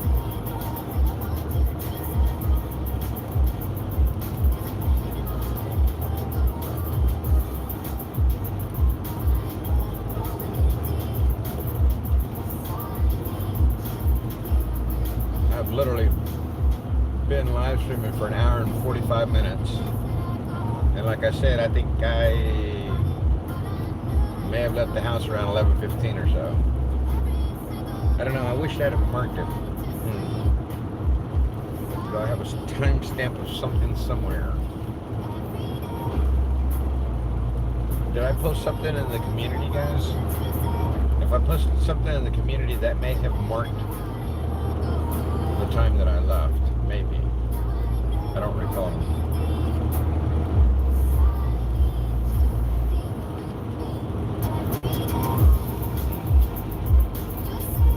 What's crazier yet, though, is that I've been on the road for 2 hours and my coffee's still warm. It's almost gone, but it's still warm.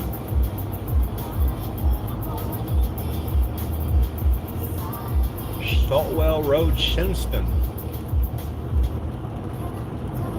Exit 125. So I got 125 miles, 124 to get down there. Looks like some people are commenting on something because I've got a couple of YouTube notifications. Well, I think it's back up to 70. Let's go. Vamonos. Vamonos.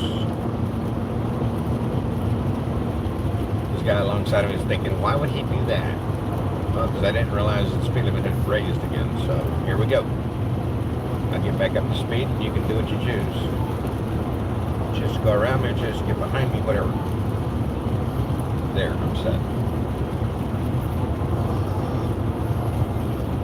Back off.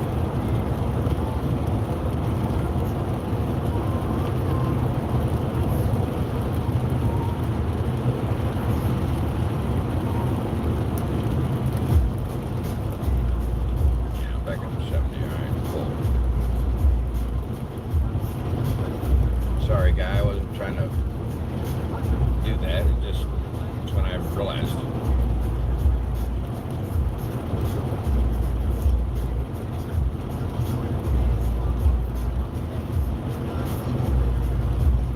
'77 south to 64. I thought I was on 79. Why does it say 77? The world's going on here, Batman. Yeah, it does. It says, what the heck? Ammo 179, or I-79.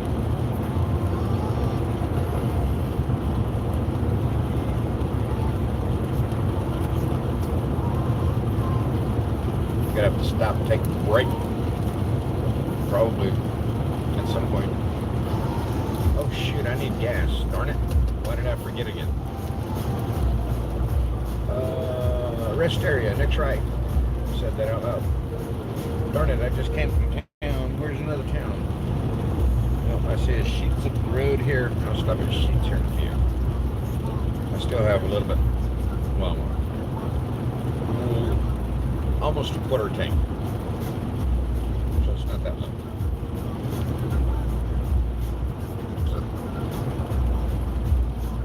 That wasn't the sheets there. I need a sign, guys. Give me a sign. Oh no, that's the rest area. Exit 121 has lodging.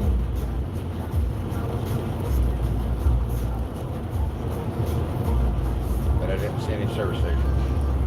No, it's still further through. So you know who the woke companies are because they're the ones that pop up on this app. There it is right there, 121. No, that was Bob Evans. Darn it. Oh, there's the sheet, section 121, yes. So it is on this section. Gas time.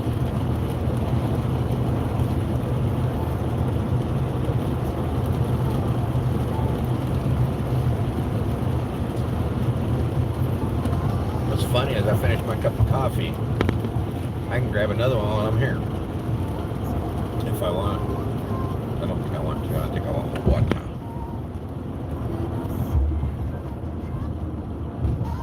Alright, which way? Left? Right?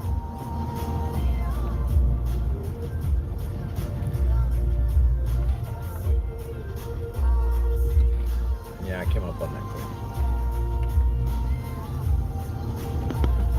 So where's the sheets?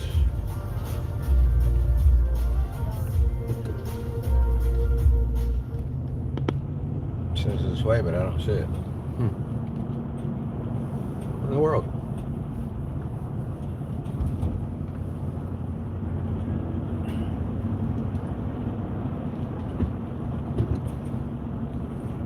Nothing? What the heck?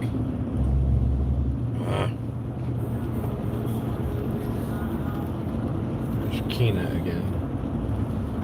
Alright, well, I'll make it a unit.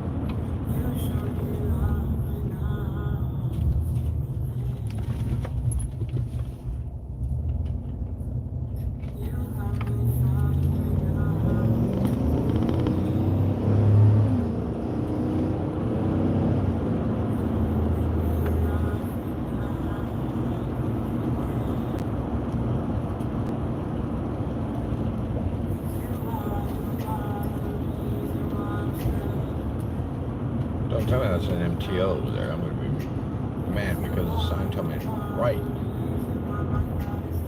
It was actually left. Can't tell. No, but it's a service station of sorts. Whatever it is, I'm going to get gas there. I need gas.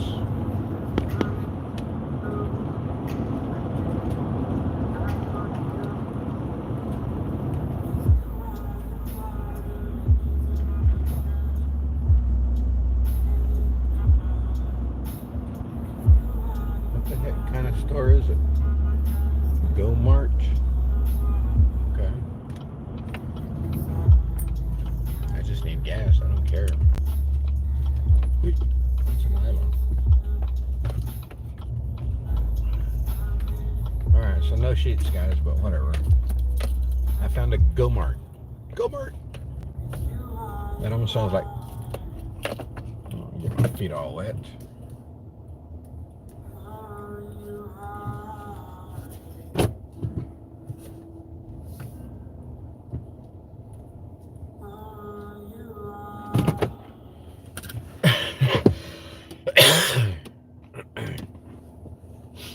All right, well, let's see. It's 31 degrees outside, so it's cold out there. I guess I'm going to jump out, put the nozzle in, and jump back in. Hold on a sec. 16 degrees, yeah. Not here. Where are you at, Cindy? You up in Canada, or are you down here in the States? Or are you the one that said you were over in Maine area? I know you weren't. I don't know. Wisconsin. Northeast PA. Sorry. Tried. Talked to a few people. Give me a sec. Let me put this. Start the phone.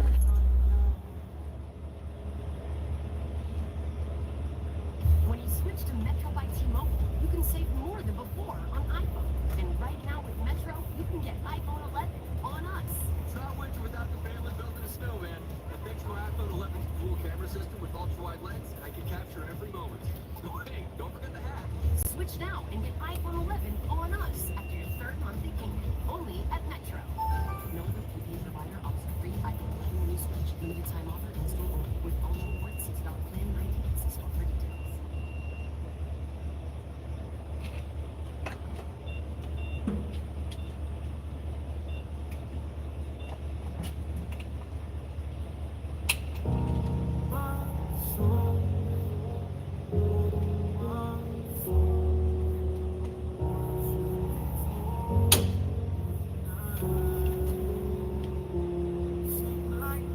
Go figure, they don't have one of those set the clicker.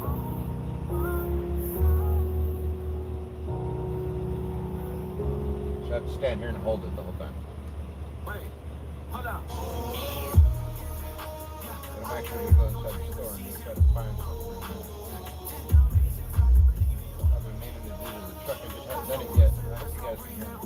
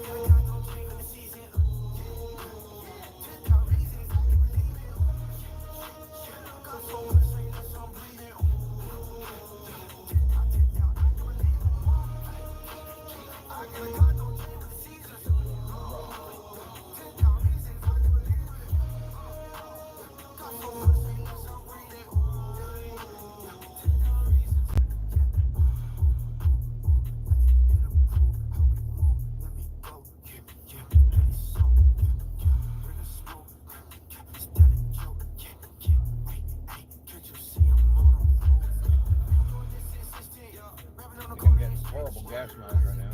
Sorry if that's real loud. Music. I'm almost filled.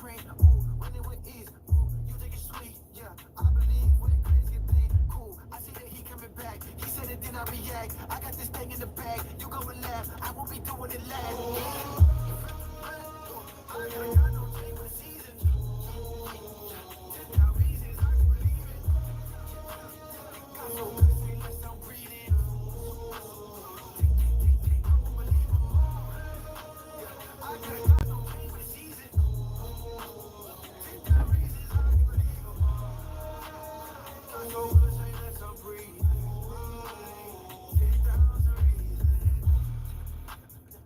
I couldn't help it. Say myself, yeah.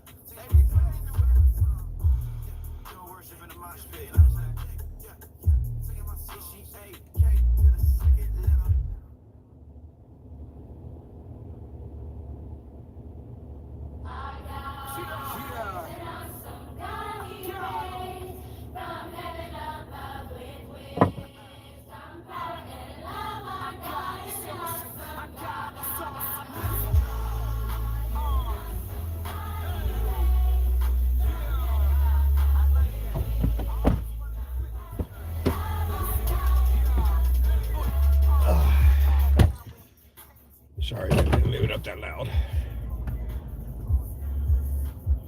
But I had to hold the pump handle.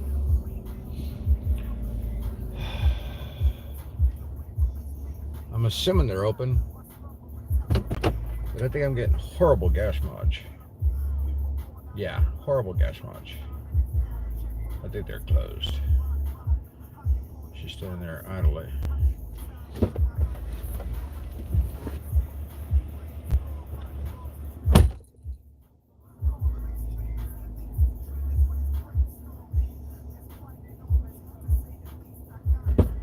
Yeah, I can't come in.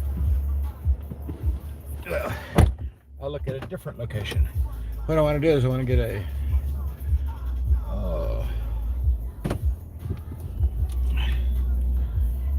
fuel injector cleaner or something, because I don't understand why my truck is fouling out. It seems like it's like one of the plugs is fouling or something. But I've taken the plugs out a couple of different times now, and they're basically pretty clean. Yeah, they had some carbon on them. Yeah, I did clean them up. I think I don't know, maybe I didn't show you guys.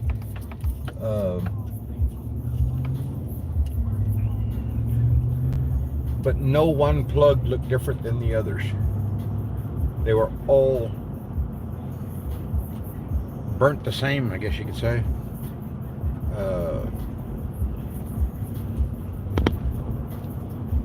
So it's not like as if it's an individual cylinder or an individual plug that is fouling. I'm thinking it might be something more electrical, like one of the coil packs again.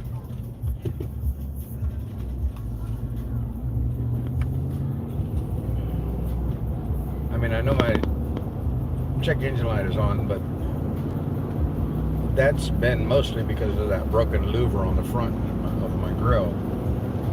Why that's affected by that, I don't know, but anyway, yeah. So it says I should get 454 miles out of this tank.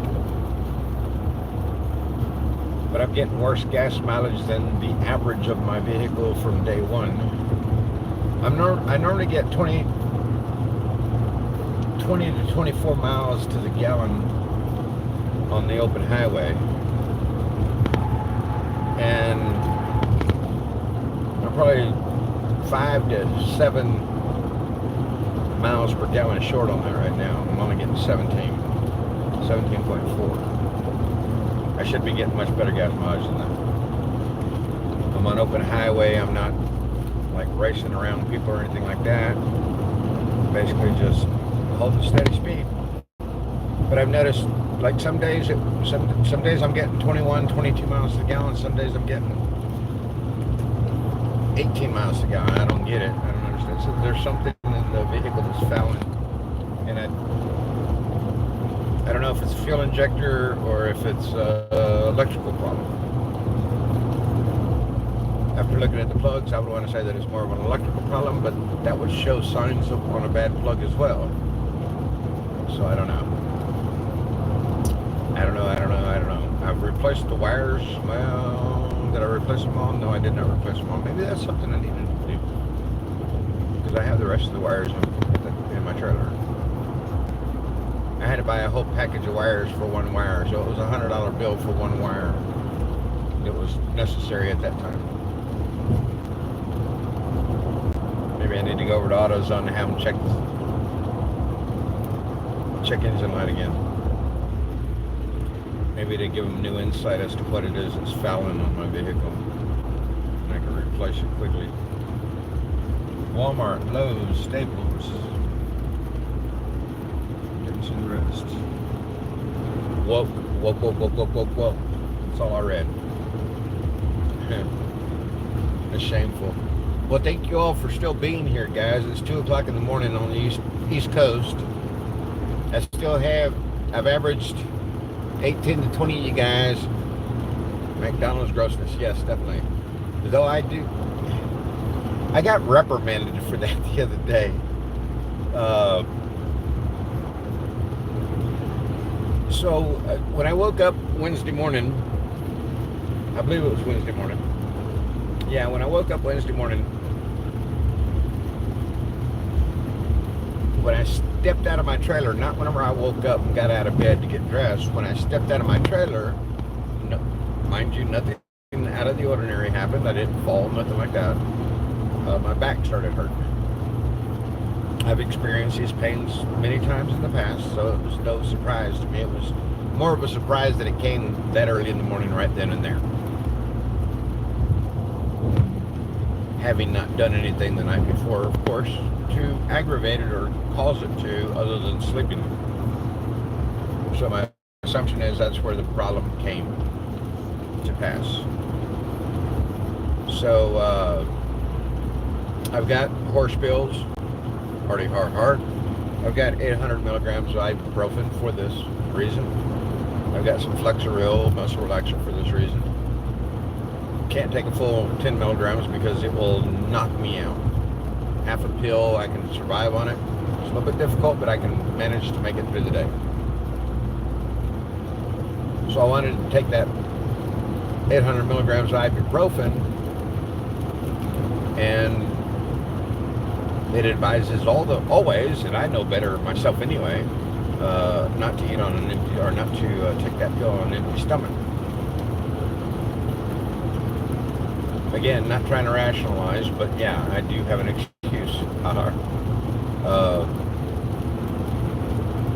Normally I'd run to 7-Eleven, which I know that they're just as bad as everybody else, but you know, they've forced us into this position where we have to use these outlets.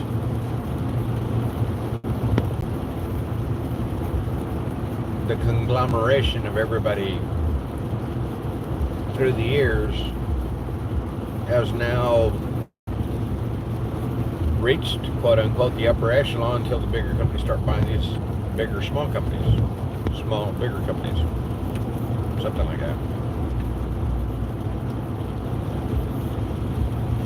So basically they're at the top of the pyramids. They are. Your Walmarts, your Lowe's, your Home Depots, your Sheets.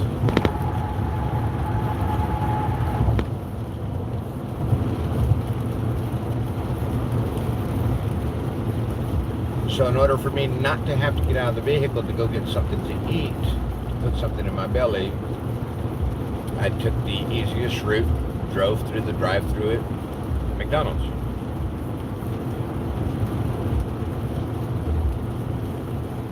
Purchased a large sweet tea while I was there because I liked their sweet tea years ago. Why wouldn't I like it today, right? Liked it yesterday, why not today? So yeah, I purchased one of their teas. So the tea winded up lasting me all day long. I get home, I carry the glass and the cup in with me to finish my tea.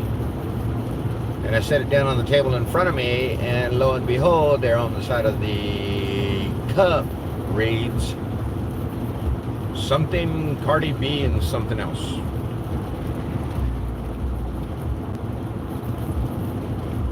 I was disgusted. I pulled the lid off the cup and I drank it all in one swig, and I threw the cup away because I didn't want to have to look at it anymore. I said, had I known that, I would have never purchased it. And then I think we were watching Steve Bannon in the War Room, or John Solomon, whatever it is he does. And they talked about how McDonald's has now done a thing where Cardi B and whatever it is, have now joined and made a whatever. And I was sponsoring them by purchasing that food that I purchased.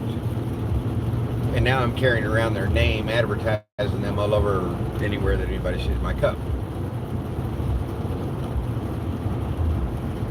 To me, it was a slap in the face because I didn't anticipate seeing something like that on the cup. It didn't say anything wrong, it just said Cardi B. That was wrong enough for me. But that's my experiences with Mickey D's. back in the day, the 7-Elevens carried all the Dallas Cowboy paraphernalias that you can come and get. You know, your mugs, your coffee mugs, and your cups. I've got a bunch of cups, Dallas Cowboy cups, at in my trailer where we had purchased drinks while we were at the stadium. Guess what the name of the stadium is? AT&T, another corporation. I mean, they're all like that. It doesn't change. We're stuck with it, unfortunately.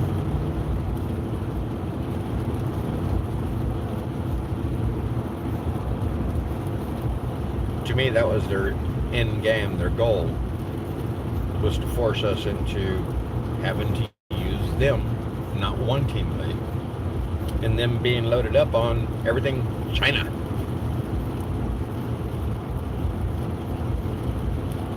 I heard Trump talking the other day. I don't know where he was. I think he was in Mar-a-Lago when he held that little dinner or get together with people there in the local area.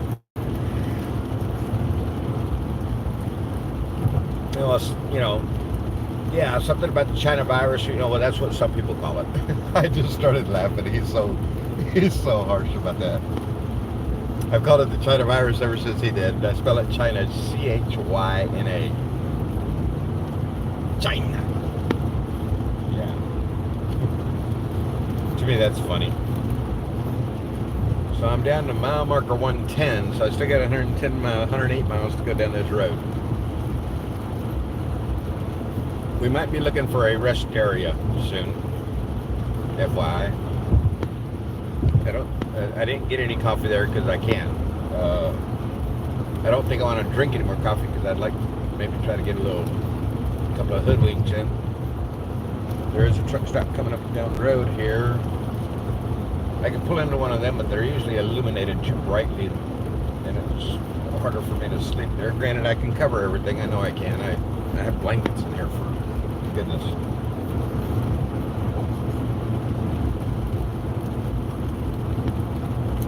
But yeah.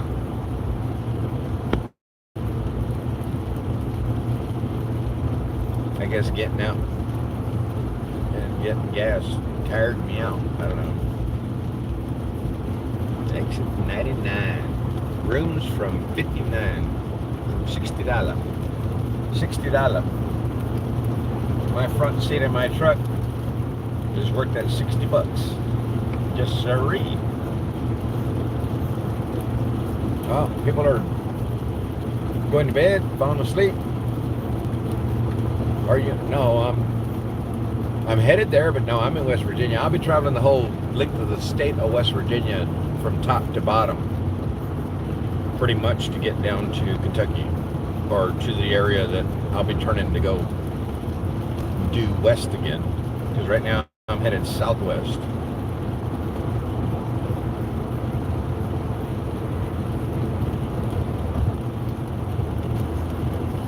Actually, when I turn west again, on that one freeway, I might be headed more northwest than southwest. But yeah, because I think it comes around the top, back down out of Kentucky into Williamston.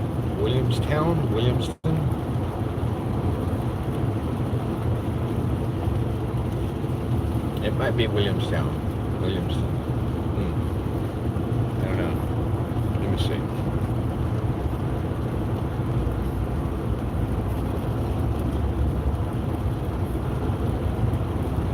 Yeah, it's Williamstown. Owenton, Williamstown. That's where we're headed to. Williamstown, Kentucky. It's over by Lexington.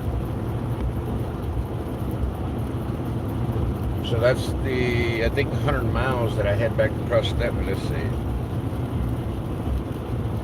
Yeah, I'll do 168 miles.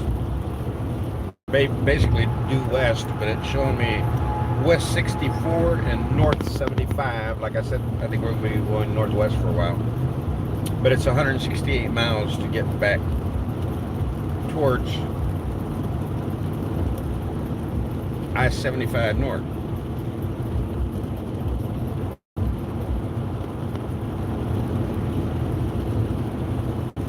So I'm on 79, going to 77 to go to 64, all in all.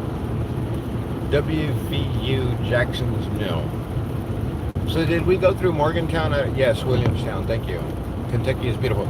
I've only, like I said, Cindy, I've only been at the tip of it, the tip over here on the east side, where it comes over and touches Virginia, West Virginia area, I believe. I think that's how it plays out. I think it's more into Virginia than it is West Virginia. Down by Covington, Virginia. I do remember Covington. I told you guys that I'd spent some time in jail for driving and stuff like that. Well, that was during the time that I was on house arrest for a year for my second offense, habitual offender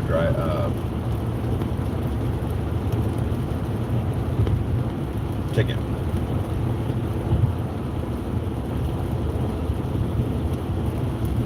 When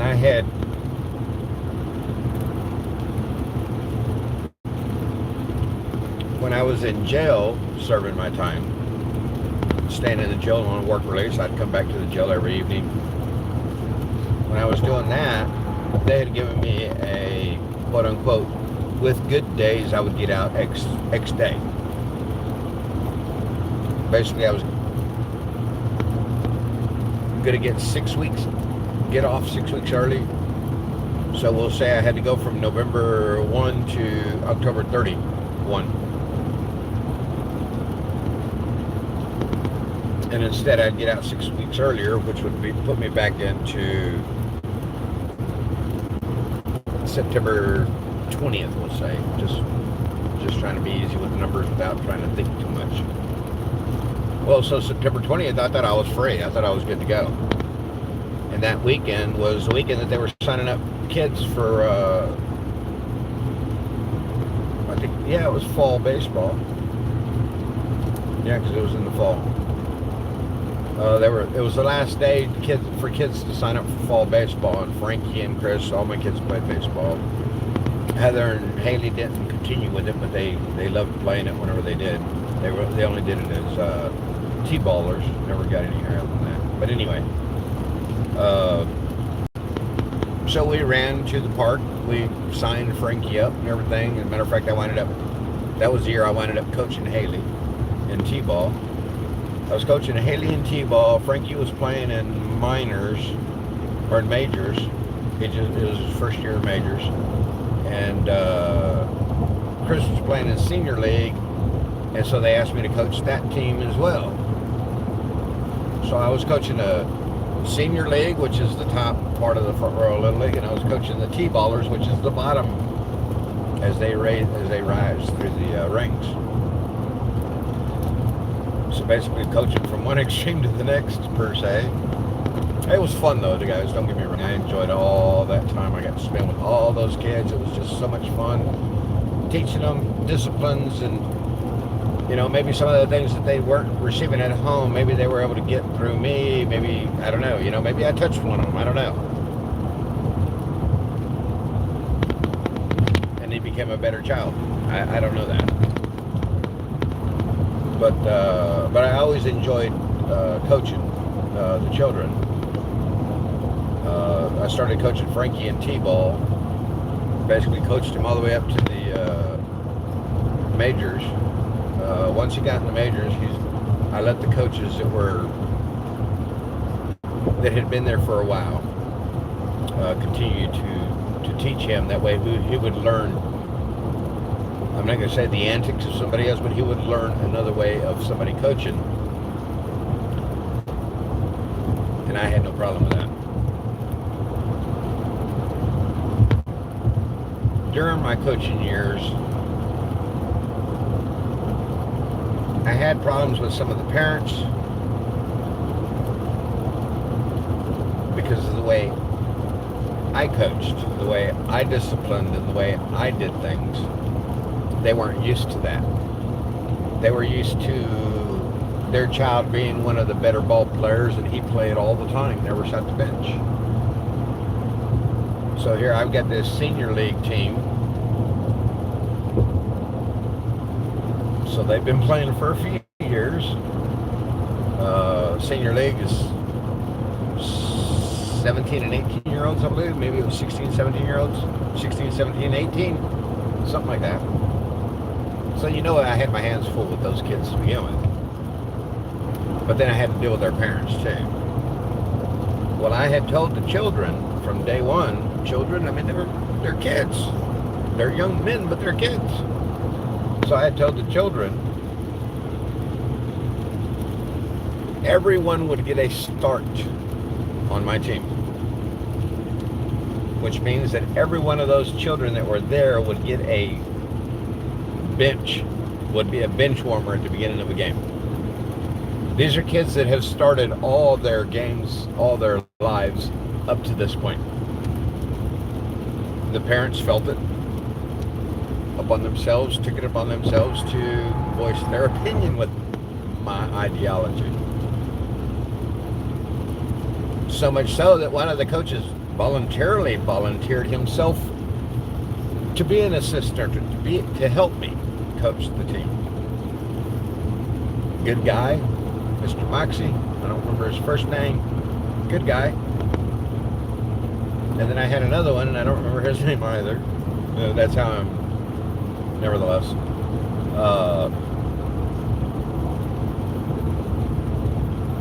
the day that his son sat on the bench, didn't start the game, was the day he walked off the team, and he never talked to me, never spoke to me, said a word to me, nothing. He just wasn't there to help anymore. I was fine with it. His boy didn't mind. His boy understood where I was coming from. His son thought it was pretty chicken of his dad to run off like that without wanting to be. Tu auto está en llamas. Tu auto está en llamas. Tu auto está en llamas.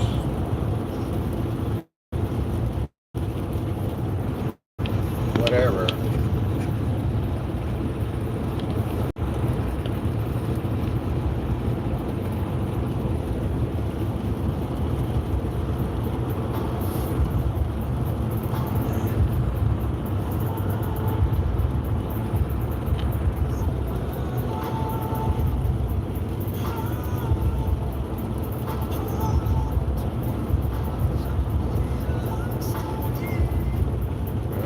I've never seen llamas used for fire. Llamas is, I don't know, maybe they are.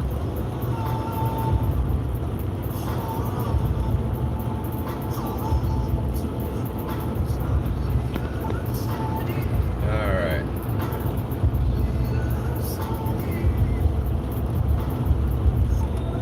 I hope I'm not getting ready to pass a cop.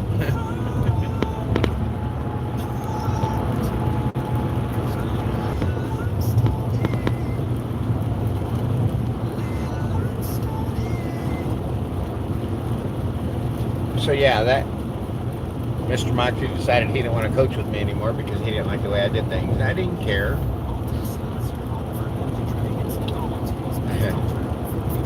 What was even better was that I had the #1 high school pitcher on my quote-unquote little league, senior league team. So of course I had to talk to the coaches of the school because they didn't want him doing this. I said, well, I'll put him on second base and that's where he'll play. After the season, after the baseball season, which would be over soon, I would be able to use him as a pitcher on my team. And he always wanted to come out and warm up pitching. And so I would let him. And he threw some pretty good heat. He was an excellent ball player. I want to say his name was Sean Brown. It was definitely Brown was his last name. You guys must remember this was back in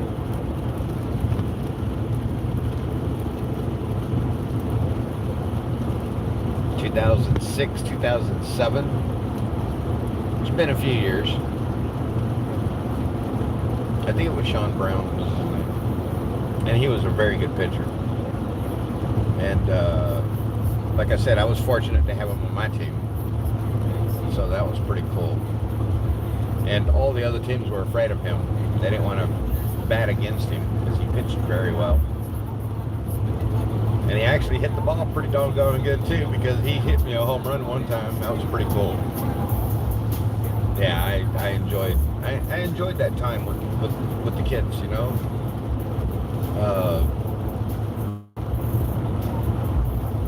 It was pretty funny early on when I was teaching my youngest daughter's t-ball team that same year. You know, you're basically just learning how to start doing things. You really don't have any control over anything, much less throwing a ball. And so we would do simple drills, and the kids, they had a good time, in my opinion. And they always told me, they said, "Coach, what do we call you? Because we don't know how to say your last name." I said, "You can just call me Coach B." So to this day, I'm still Coach B in a lot of places, if people see me. Kind of funny. I had a kid, I don't remember what it was, it may have been last year, come up to me and say, "Aren't you Coach B?" Like, yes, I am, and he's already a grown kid. I don't think any of my older kids that I coach call me Coach B. Maybe they did. Most of them just call me Frank's dad or Chris's dad. But yeah, so I don't know, I'm still making it down the highway. I'm at mile marker 91.5 now.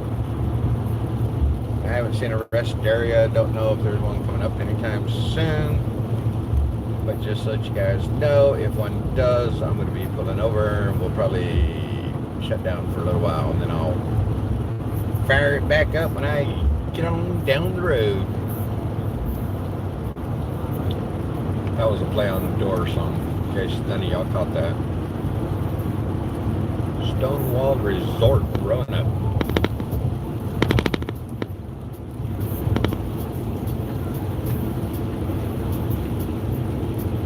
I don't know that my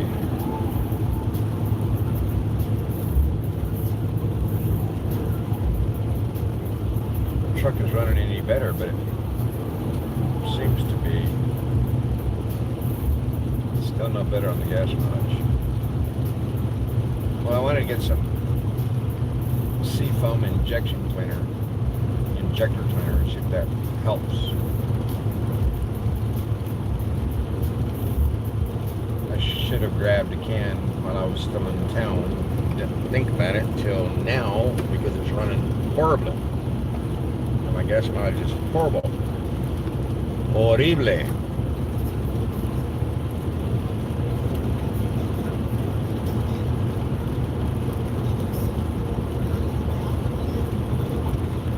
Brand Dreadful, The Day of Judgment. I like this song, I just don't know the words. Let you guys listen to it. Maybe. You run away from judgment. You gotta take the judgment. Hey, face to face with your maker. You can't pass, say, God, can you wait up? You don't care if you rich, if you caked up. How good do you look in your makeup? He like, what you do? What you do with this life that I gave to you? Every day that I gave to you was the day that was made for you. See, grace that he gave to you. You can never say he never made a way for you. Hey, plus Really, Cindy, wow. Cindy, that sound like that would hurt. I'm guessing you were okay from that afterwards.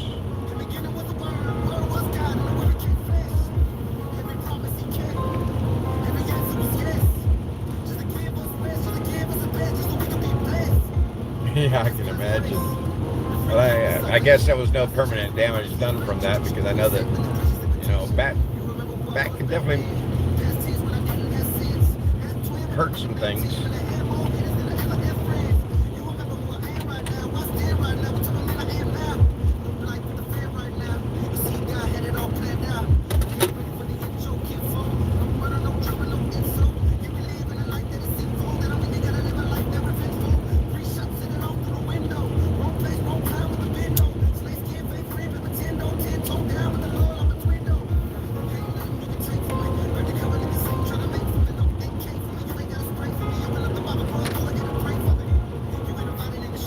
pay attention to the road, huh, guys? It's a little windy here.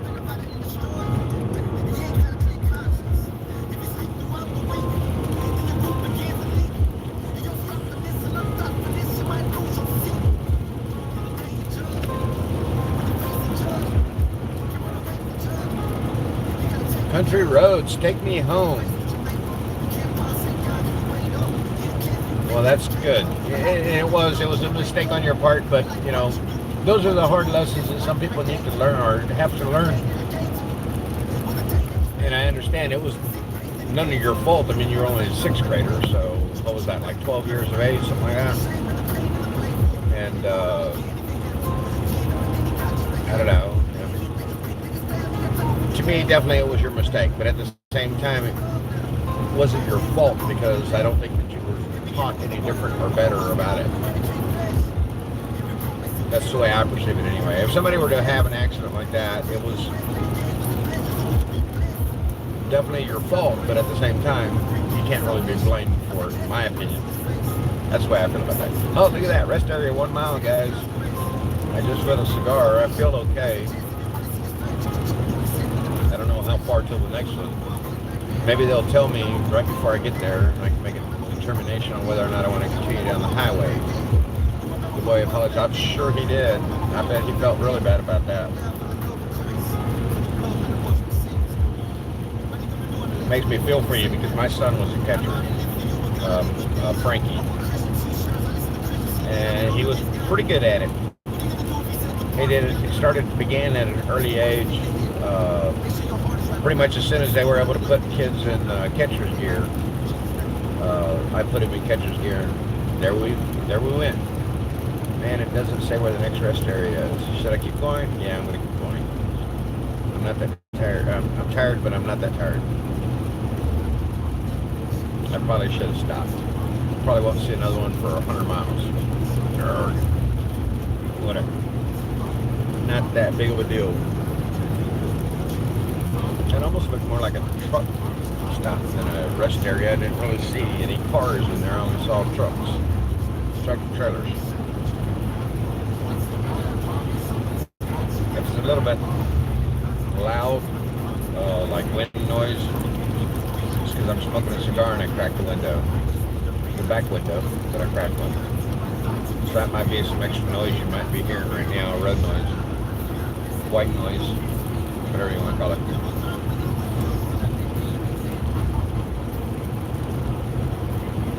I like Tom MacDonald music. I don't like the vulgarity that he uses in a lot of his songs, but he has some really, really fantastic lyrics, in my opinion. Did I say what happened to my back? I don't think I ever did. I've had a bad back for many years. 1999, I injured my back for the first time. February 99. Go figure. What's it been? 14 years? And, no, 24 years. My goodness. What am I thinking? I injured my back in 1999. I was picking up some heavy boxes out of the back of my truck. Did some stupid things with it. Next day I could hardly move. I had to roll out of bed to go to the restroom and crawl to the toilet so that I could go potty, because when you wake up you normally have to go. It was, yeah, quite the morning for me when I couldn't move. So, of course, I went to the doctor. I had a bulging disc. He never actually called it herniated, though that's what it was. He just called it a bulging disc, and it was pressing up against the nerve. So he gave me some exercises to do. I was doing the exercises for a while, 2.5 months,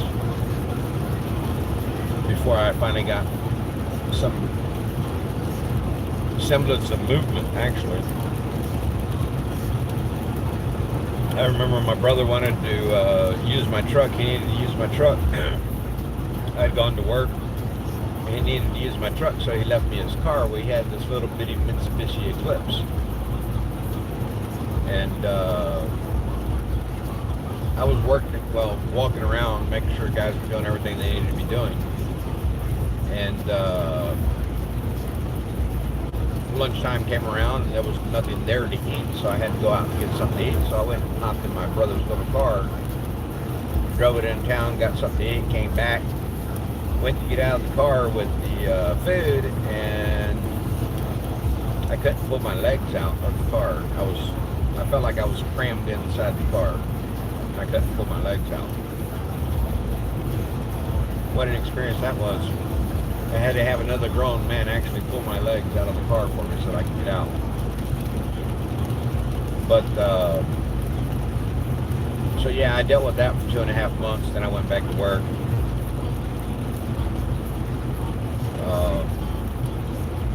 Fortunately, I had employees that were able to enable me to take that time. At the time, one of them was my brother. He had gone to work for somebody else shortly thereafter, but nevertheless.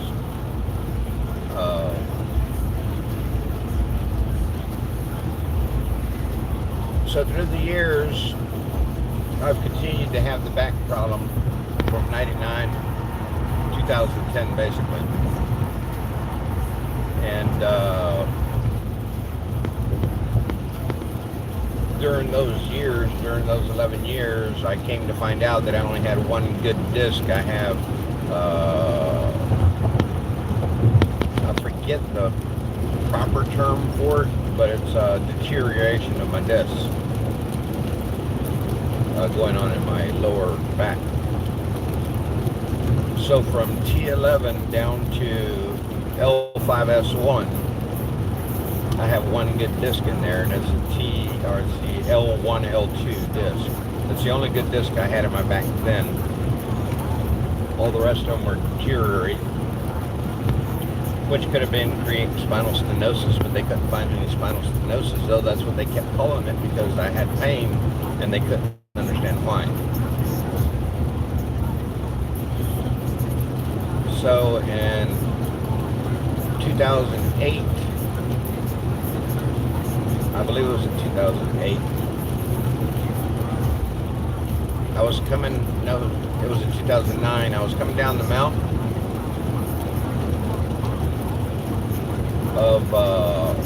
I had taken my son up to the top of the mountain so they could go spend some time with his friend.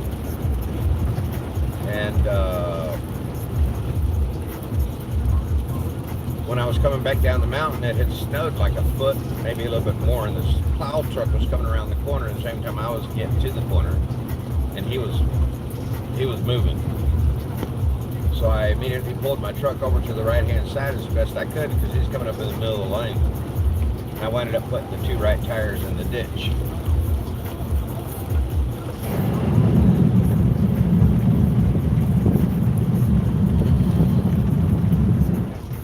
I had full-wheel drive, wasn't too concerned. And I'm rocking it back and forth trying to get out of the ditch. Finally pops up out of the ditch and the tires grabbed. And it sent me whirling up on top of the snow. And sent me down a steep embankment about 30 feet. I went over the embankment because I went between trees and I missed the telephone pole. I was able to at least direct my truck in that manner, though I couldn't keep it on the road because it was already wanting to go that direction from the momentum that it was carrying. So I had to make my best judgment. I split the trees and the telephone poles so that I didn't hit any of them. Went straight over the embankment. I'm looking straight at a house that I'm headed towards. And they had like an island, I guess you could say, of rock. It was a plant bed, more than anything, decor. And had I made it through the little bit of a ditch that was there, I'd have probably shot across that decor and winded up in the front of that person's house, because they were on a lower elevation than that decor was, which I would have been coming across. But when I came down to the bottom of the hill, there was a small ditch right there on the edge of the driveway, and when the front of my truck, when the front tires hit that ditch and kind of dipped, the moment that it dipped, the bumper hit the pavement and stopped me immediately.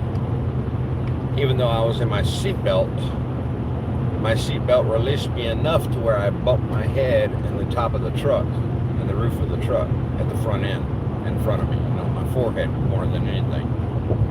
And I winded up getting a big old knot in the middle of my forehead from that accident. Well, later that year, after that accident, I was at work and I was talking to a girl on the phone pretty early in the morning. It was about 6:30 or so, my time, 5:30 hers. And I had the phone between my ear and my shoulder. You know how we prop the phones up like that so that we don't have to use our hands, whatever. I had the phone propped up to my ear on my shoulder, and out of the blue it slid out and landed on the floor. I never released it, but yet it fell to the floor. Couldn't understand that. Thought nothing of it, whatever. A few days later, I'm standing there again with the phone propped up with my shoulder to my ear. I'm talking to Claudia at the time. And I had a soda in my left hand. And I had just cracked the lid on the soda bottle. And I dropped it. It slipped right out of my hand. I have no idea how. I was holding it. But it slid out of my hand, hit the floor. Of course, it started spewing everywhere. At the same time, my phone had slid out from underneath my shoulder again. It slid off my shoulder again. And I couldn't understand why. That had never happened to me before.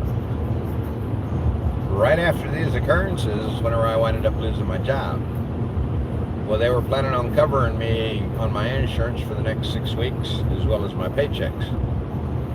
So I figured, well, if I'm having that problem with my shoulder, maybe I need to get it checked out. So I went in, we were doing some physical therapy, and at one point when I was doing physical therapy, my therapist had me put my shoulders to the end of the table and lay my head over the edge and let it just lay back, like hanging down from the table, neck up, Adam's apple up. And when my head went back, I passed out. I woke up because my therapist lifted my head. I woke back up. He asked me to please slide down the table. I had just passed out. I was like, what? It was like, slide down the table real quick so that I could put your head on the table. So I slid down. He put my head on the table and he says, that was weird. He says, you passed out when your head laid back. He says, I think we need to send you in and have you checked, find out what's wrong. And I said, well, shall we try it again before we start going through all these other ordeals? He says, sure. So I slid back up to the top of the table and laid my head back. He was right there with me the whole time, laid my head back, and boom, I passed out again. He picked up my head, I woke back up. He was sliding me back onto the table when I had awakened, and because he was more prepared for it at that point. And he gets me back up on the table. I wake up. He was like, we're going to send you for an MRI on your neck. I said, all right. So he writes me the prescript. I wind up going and having an MRI done. 2 days later, the doctor calls me up and says, sir, we need to have you come in immediately so that we can talk with you, figure out what's wrong. I said, all right, no problem. So I go in and talk to him. He says, we scheduled you for an appointment with the surgeon. Excuse me? For the surgeon? Yes, you need to see a surgeon immediately. Well, when did you set the appointment up? Well, it was the same day that I was leaving Virginia to go back to Texas. I said, I can't make that appointment. He says, you have to. No, I don't. He says, no, sir, you have to make that appointment. I said, no, I don't. He says, you need to make that appointment seriously. Well, I don't know what to tell you, but I'm going to Texas that day, so I'm not going to make that appointment. So I asked him to please put a packet together, and I would take it to Texas with me, and I would get the necessary care when I got to Texas, because I'm leaving that day. And they were adamant, sir, you don't understand. This is a necessity. You need to see the surgeon ASAP. And I said, well, if I needed to see him ASAP, you'd have had me scheduled for tomorrow, not 2 weeks from today. And they just looked at me like I was crazy. They said, sir, you don't understand. And I said, I do totally understand. I'm going to Texas on the Tuesday that you have me scheduled to go see the surgeon. So put together a packet so I can take it with me, because I'm not going to see the surgeon here. So they did. They put a packet together. It was probably 3/4 of an inch thick, all the testing and everything that I had done. They had treated me like a pin cushion at one point. They had needles stuck to the backs of my arms, chest. They were doing quarters is what they called it. So they would do the thorax along with one arm, mid-thorax with one arm, mid-thorax second arm, left hip, left leg, right hip, right leg. And they were using me like a pin cushion. They were testing my nerves is what they were doing with a bunch of little needles. I hated it. I hate needles. And they realized I didn't have any reflex action in my left elbow. So that's where they started looking for something that would affect the left elbow. And when they went and saw my MRI, they saw an abnormal curvature of the spine at the C3, 4, 5 levels. For those of you that know anything about the cervical part of our bodies, that is where the involuntary breathing comes from, is in that location of the C3, 4, 5 levels. Having that abnormal curvature of the spine, if it were to burst the sacral sac, I would stop breathing and nobody could revive me, because that is our involuntary breathing area. That was the importance of the going to see a surgeon ASAP, because damage to that could have killed me immediately, and they didn't want to have that on their hands. Well, I released them of that whenever I told them I just need to take a package with me and I'll get it taken care of down in Texas. Well, that was in May going into, that was in May. End of April going into May. So when I saw the doctor that day, he had told me, he says, you're not allowed to any horseplay. No running, no jumping. Definitely don't let anybody hit you on top of the head. Don't let anything fall on top of your head. It can kill you. I'm like, okay. Now it's getting a little bit serious, but yeah, I can manage that. And so I ended up going down to Texas, and I worked in Texas May, June, July, August, September. Notice I started missing more days at work. Couldn't understand why. Well, it was because I was in pain. I was hurt. It was nothing significant, but it was enough to keep me from work. So I told my boss about my issue here in Virginia, and he said, well, go get it taken care of so that you can, go see a doctor so that you can get all this taken care of, whatever it's going to take. I said, all right.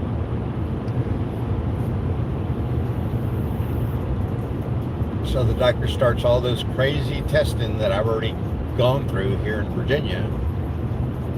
And I kept telling him, Doc, I just need to see a surgeon. I just need to see a surgeon. I need you to write me a prescription to go see a surgeon.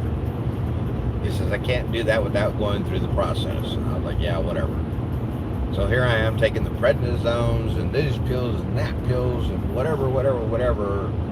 He's trying to fix my problem, but it's not fixing it, because I have a major problem that he's totally unaware of.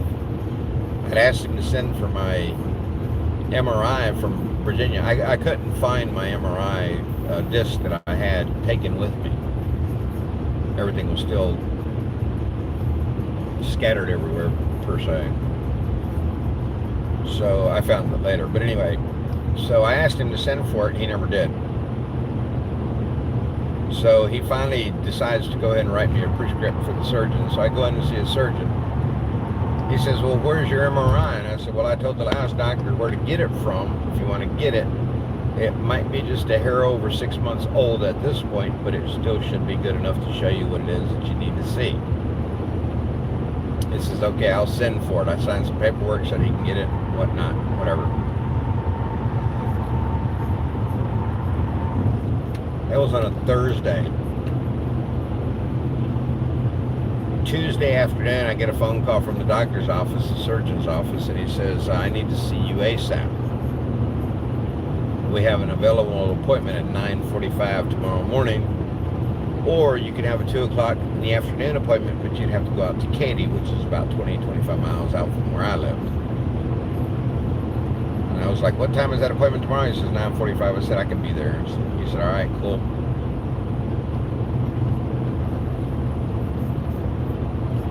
Actually, he says, great, we need to see you ASAP. Okay. So,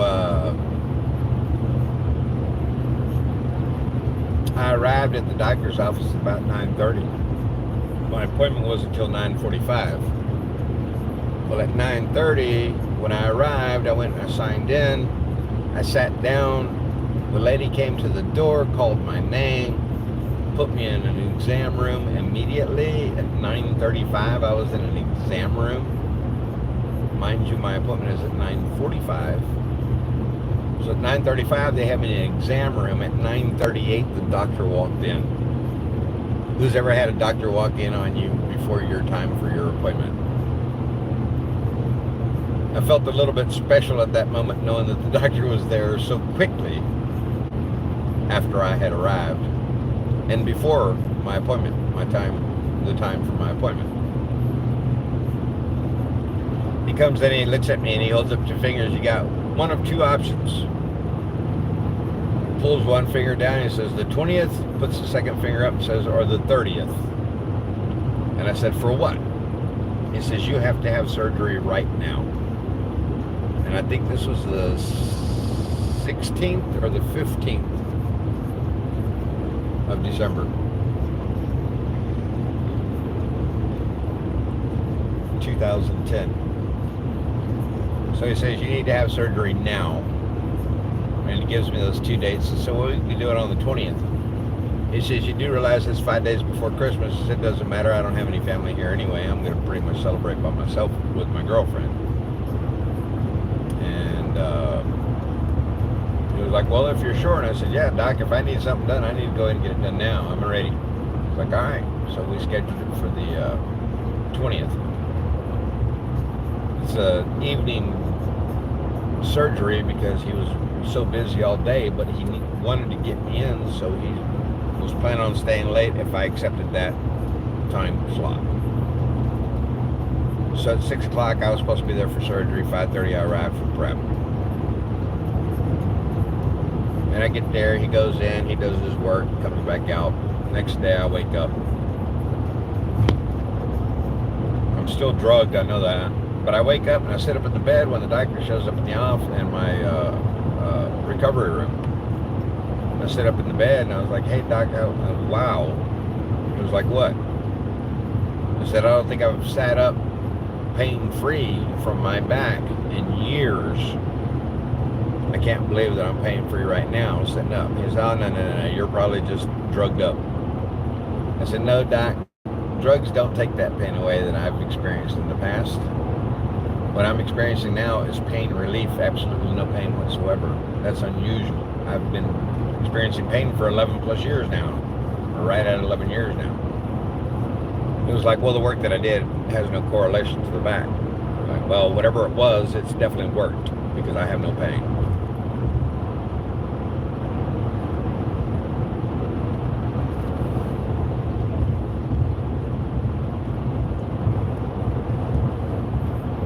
So he tells me, he says,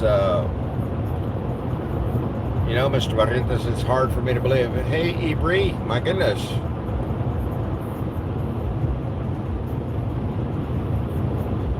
Good to see you, Ibri. So, he says, let me talk to you about surgery. I told you that the surgery is going to be like 30, 40 minutes long, max. He says, I was in your neck for almost 2 hours. doing work. I'm like, well, what was the problem? He says, well, you know, most people, whenever we go in there and do the cleanup that I did for you to alleviate the pain and try to get all the junk out of there that doesn't need to be there. It was basically calcium buildups that had broken off and were laying inside, probably between my discs or whatever. So he says, anybody that I've ever worked on before in my life, he says, you know, they usually have something like the size of fingernail clippings. Oh, shoot. Jeez Louise, dude. What in the world? That guy was barely moving. My goodness. He says, normally I pull out like fingernail clippings, things like the size of a fingernail clipping out of people's necks. And those people can't even move their arms. He says, I cannot believe how mobile you still were with your arms. You never even complained once to me. You said that you had no reflex in your right arm. That was it. But you never complained to me and said your arms hurt. I said, because they don't. He said, that's hard to imagine. Why not? I was like, why? He was like, well, like I said, I normally pull out fingernail clipping size pieces out of a person's neck whenever I'm doing the cleanup. He says, I was pulling out whole fingernail size pieces out of your neck. I wound up spending almost 2 hours in there cleaning it out. And those pieces were huge. I don't know how you were still mobile. I didn't understand what he was talking about because I had never been affected by that. And then he continues to talk to me and he tells me, he says, and he's pointing up into the air. And he says, somebody was really watching out for you because that could have been very lethal to you. You could have passed on that had you had a problem. Apparently you took care of yourself well enough that you didn't have a problem. I say, well, and he starts kind of a smirk and he tells me as he's pointing into the sky, towards the sky, he says, somebody was definitely watching out for you. I said, oh, he's been watching out for me all my life. And he said, well, that's good to know. He says, I'm sorry I'm not able to say anything out loud because I'm a doctor, but I'm thinking you caught the gist of what it was that I was saying. I said, yeah, you heard the way I responded. He says, yeah, and I like that. And I was like, all right, cool. So, rest area 2 miles. I'm stopping there. It's 3 o'clock in the morning. Maybe. Yeah, I'm stopping there. So anyway, I'll try to finish this story quicker. So anyway, he says, yeah, somebody was definitely watching out for you. And I was like, I believe that. So yeah, I get out of the hospital and, I mean, I was pretty much fine. I had to take a mandatory 3 weeks off from the date of surgery, according to the doctor. And after the company had found out that's what he said, they were pretty much going to make sure I took that 3 weeks off as necessary. And so I did. Right after 3 weeks is over, though, man, my boss was calling me and saying, hey, Frank, man, I need you out here for this next job. Well, the next job ended up being 69 miles outside of the city limits, per se. Well, they have a thing where anything outside of 75 miles would pay for your gas. Well, I was at 69. They wouldn't give me the extra 6 miles, 5 miles, whatever it was, 6 miles. And they made me pay for all of my own gas. But I wound up building 2 rest areas out in East Texas, headed out towards Beaumont from Houston on I-10. I built 2 rest areas out there after my surgery and continued working for that company thereafter. There's some stories that go along with that time that I had after I had been told by the doctor, don't let anybody hit you on the back, on the top of your head, don't do this. No, I was literally told I couldn't, or I shouldn't have sex.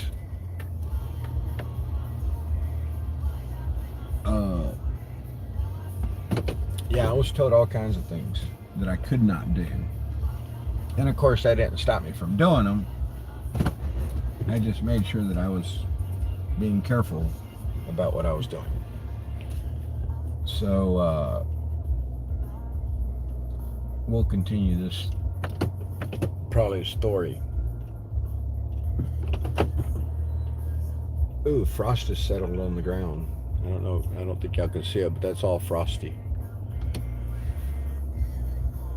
Would I be interested in how Canada healthcare works? No, Ebri, because I'm not allowed over there, so it's not like as if I can go over there and use it. Wow, I got 30 people watching. Thank you guys for being here. Oh, now you're awake.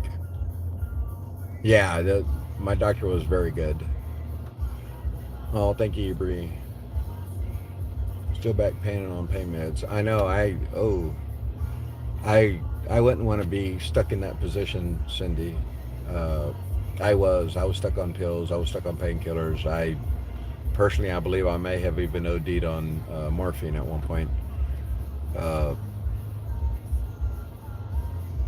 The first time I was given morphine was whenever I had my leg surgery. Oh no, when I had my staph infection. Got rid of the staph infection that weekend. I broke my ankle or my leg. Winded up in a cast for 2.5 months. Why does everything have to happen over a 2.5 month period? But yeah, so after that surgery, 5 years later, while the doctor was talking to me that morning, he tells me, he says, but I have some bad news for you. The surgery went really well, but the next 2 discs in your neck are bad as well. So C5, 6, 6, 7 are both bad as well, which he just did 3, 4, 4, 5. Now he's telling me 5, 6, and 6, 7 are bad as well. Told him, I said, Doc, you were there. Why didn't you take care of him? He says, we never discussed them. I never even saw that you had a bad neck there. I never even saw that those discs were bad. We never discussed it. So he did a discectomy on my 3, 4, 4, 5. Basically, what he ended up doing was he had bone grafts from a pig, and when he removed the whole disc from between my vertebrae there, he stood these 2 pieces of pig bone up between the discs, let it secure there. I guess it was kind of tightly put in place. I don't know. But he took a titanium plate and put 6 screws in it. So basically he took the C3 vertebrae, attached it to the C4 vertebrae, which then attached to the C5 vertebrae with 4 pieces of pig bone stuck in between each vertebrae there, 3, 4 to 4, 5. And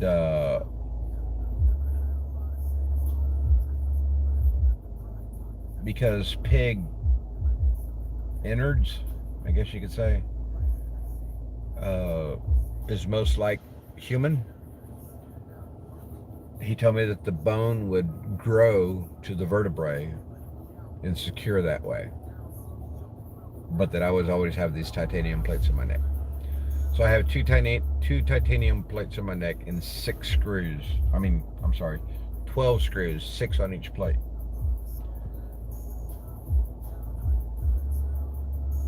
I was talking to somebody about this the other day, and they said that they had broken a titanium plate in their neck. I thought that was crazy. Oh no, what happened?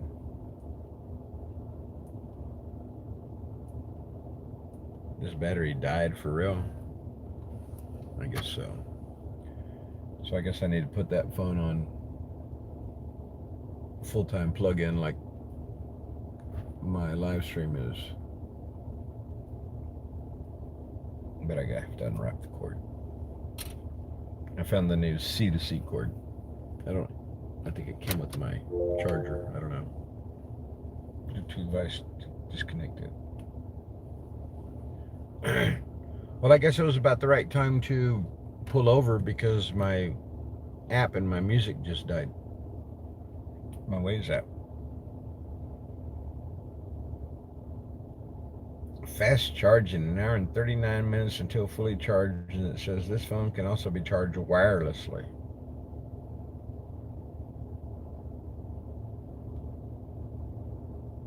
Well, yeah, I can set it right here on my console and it will charge. But then I can't see it so easily, so that's why I keep it here. So anyway, yeah, that's what happened with my back, is that I had a herniated disc, and I have there was a particular way that he phrased it, but it's a deterioration of the disc that I have going on, and that's what's wrong with my back. I know it's coming. I knew it was coming. It's just a matter of when. But like I said, these flare-ups that I get, they come few and far and in between anymore since my 2015 second surgery. But when I went in for that second surgery, I was begging the doctor to do my surgery for me,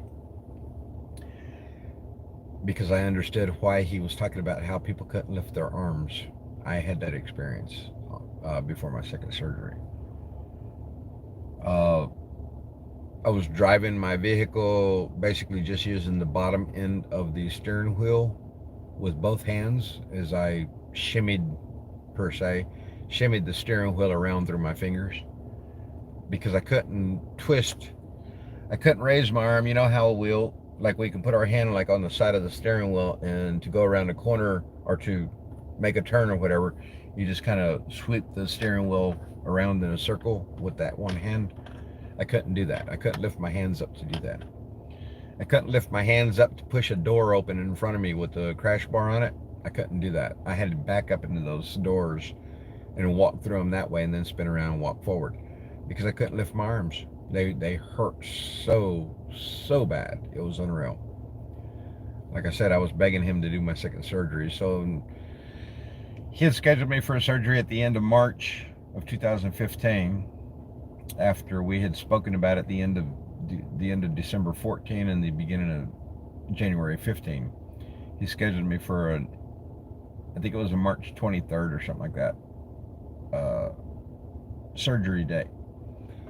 Well, he had somebody cancel mid-February, early February, well, yeah, like the first week of February. He called me up and he says, can you make this appointment? And I said, I'll be there. And so he got me in, I think it was February 16th or 17th, something like that. So I had my surgery about 5 weeks sooner than what it was going to originally be for my second surgery. And I've been pretty much fine since then. But every once in a while, my lower back will flare, which is what it's done right now. But I can feel it getting better, and sometimes it just pops in and pops out. Literally, it pops in with pain, then it pops right back out, taking the pain with it. I'm waiting for that moment, because man, it'll feel so much better. But yeah, that's basically what I deal with my back. I'm surprised it's been 3 days and I still haven't been alleviated, but sometimes it takes longer, sometimes it's shorter.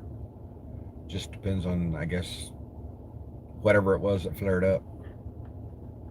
But that's why I take these ibuprofen, these big ibuprofen pills, because they say it's for inflammation mostly. It's supposed to be somewhat of a painkiller, though it doesn't kill any pain.